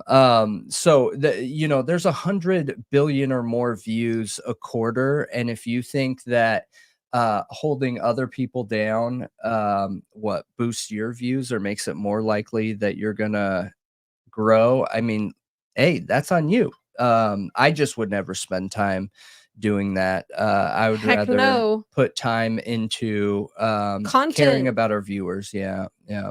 And it'll pay off anyways, so I'm not worried about it. There comes a time where you hit a level and that can't be kept up, but the program that's used to make that happen, it's yeah. And if you guys want to know with the live data too, just reach out. I'll post it on the live, because the lives are managed a little bit different how they do it, but I can show you guys. So, but we appreciate ya. And if you want to know how to get to that part of your analytics, I'll post it. Yeah. But that was cool of you to lay it out like that, though. I hope you guys all had a happy Valentine's Day. Happy Valentine's Day from me to you. Have a great night, and we will be back here tomorrow at 9 p.m. Our premiere, we're doing a premiere tomorrow, right? Mm-hmm. So we're gonna premiere a video, pre-recorded video, a clip from the podcast. And then which starts usually at 8:15. Around that time, you get reminders in Discord, Patreon. Other than that, you can check our channel and it'll pop up what time. They're usually posted like midday, maybe a little bit later. But it usually starts around 8:15, and then we hop onto the live about 8:50, 9 o'clock. And then we'll be live for an hour and a half, and Yep. then switch to members for about a half hour. Correct. Yep. So, I won't mansplain it, but there's just a lot of benefits for the podcast to do it that way. Plus, there are going to be a lot of benefits to our members being able to talk directly with them, and Yeah, it's going to be great. yeah, I think it's important for people that come out of pocket with money to be able to offer them more. I just got to figure out, there is a way to do it for Patreon. So I think when I switch, I can also stream to Patreon. But similarly to how we switch videos from the premiere video, we'll have to do that with the live too. But that's okay. It takes literally a minute. So Oh, and I understand having to, stop a video and come back to it later. I do that too. But that's not like clicking it.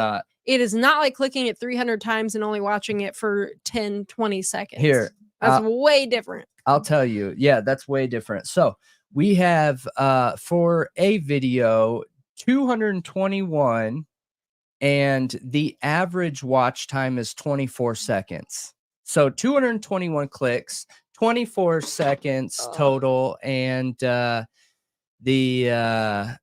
just impossible to happen. That's not coming back that's not coming back later. You know what I mean? That's saying for those 300 clicks, 250 clicks, they watched it for 22 seconds. But I'll let Google figure that out. Like I've tried helping people that waste time on that stuff before, I've tried helping people that have wasted time on that before, to understand that if you are a content creator and you are doing those things, I would assume you're doing those things because maybe you're not getting the same amount of subs that like maybe we are, and that bothers you or something. But it's actually doing those things make you not get subs. So that stuff gets tied together. Plumbing. anyways. Brendan posted that stuff in Discord. He said if you want to go check Discord about all of that, what he's talking about. Yeah. I gave the walkthrough in Discord. I just don't post. I don't put people on blast like that. Even though we can connect the dots, I'm just not willing to do that. But that is that's it, you guys, and we appreciate you, all of you, and we will be right back here tomorrow. See you then. Have a great night. See ya. Bye. And yes, I was flirting.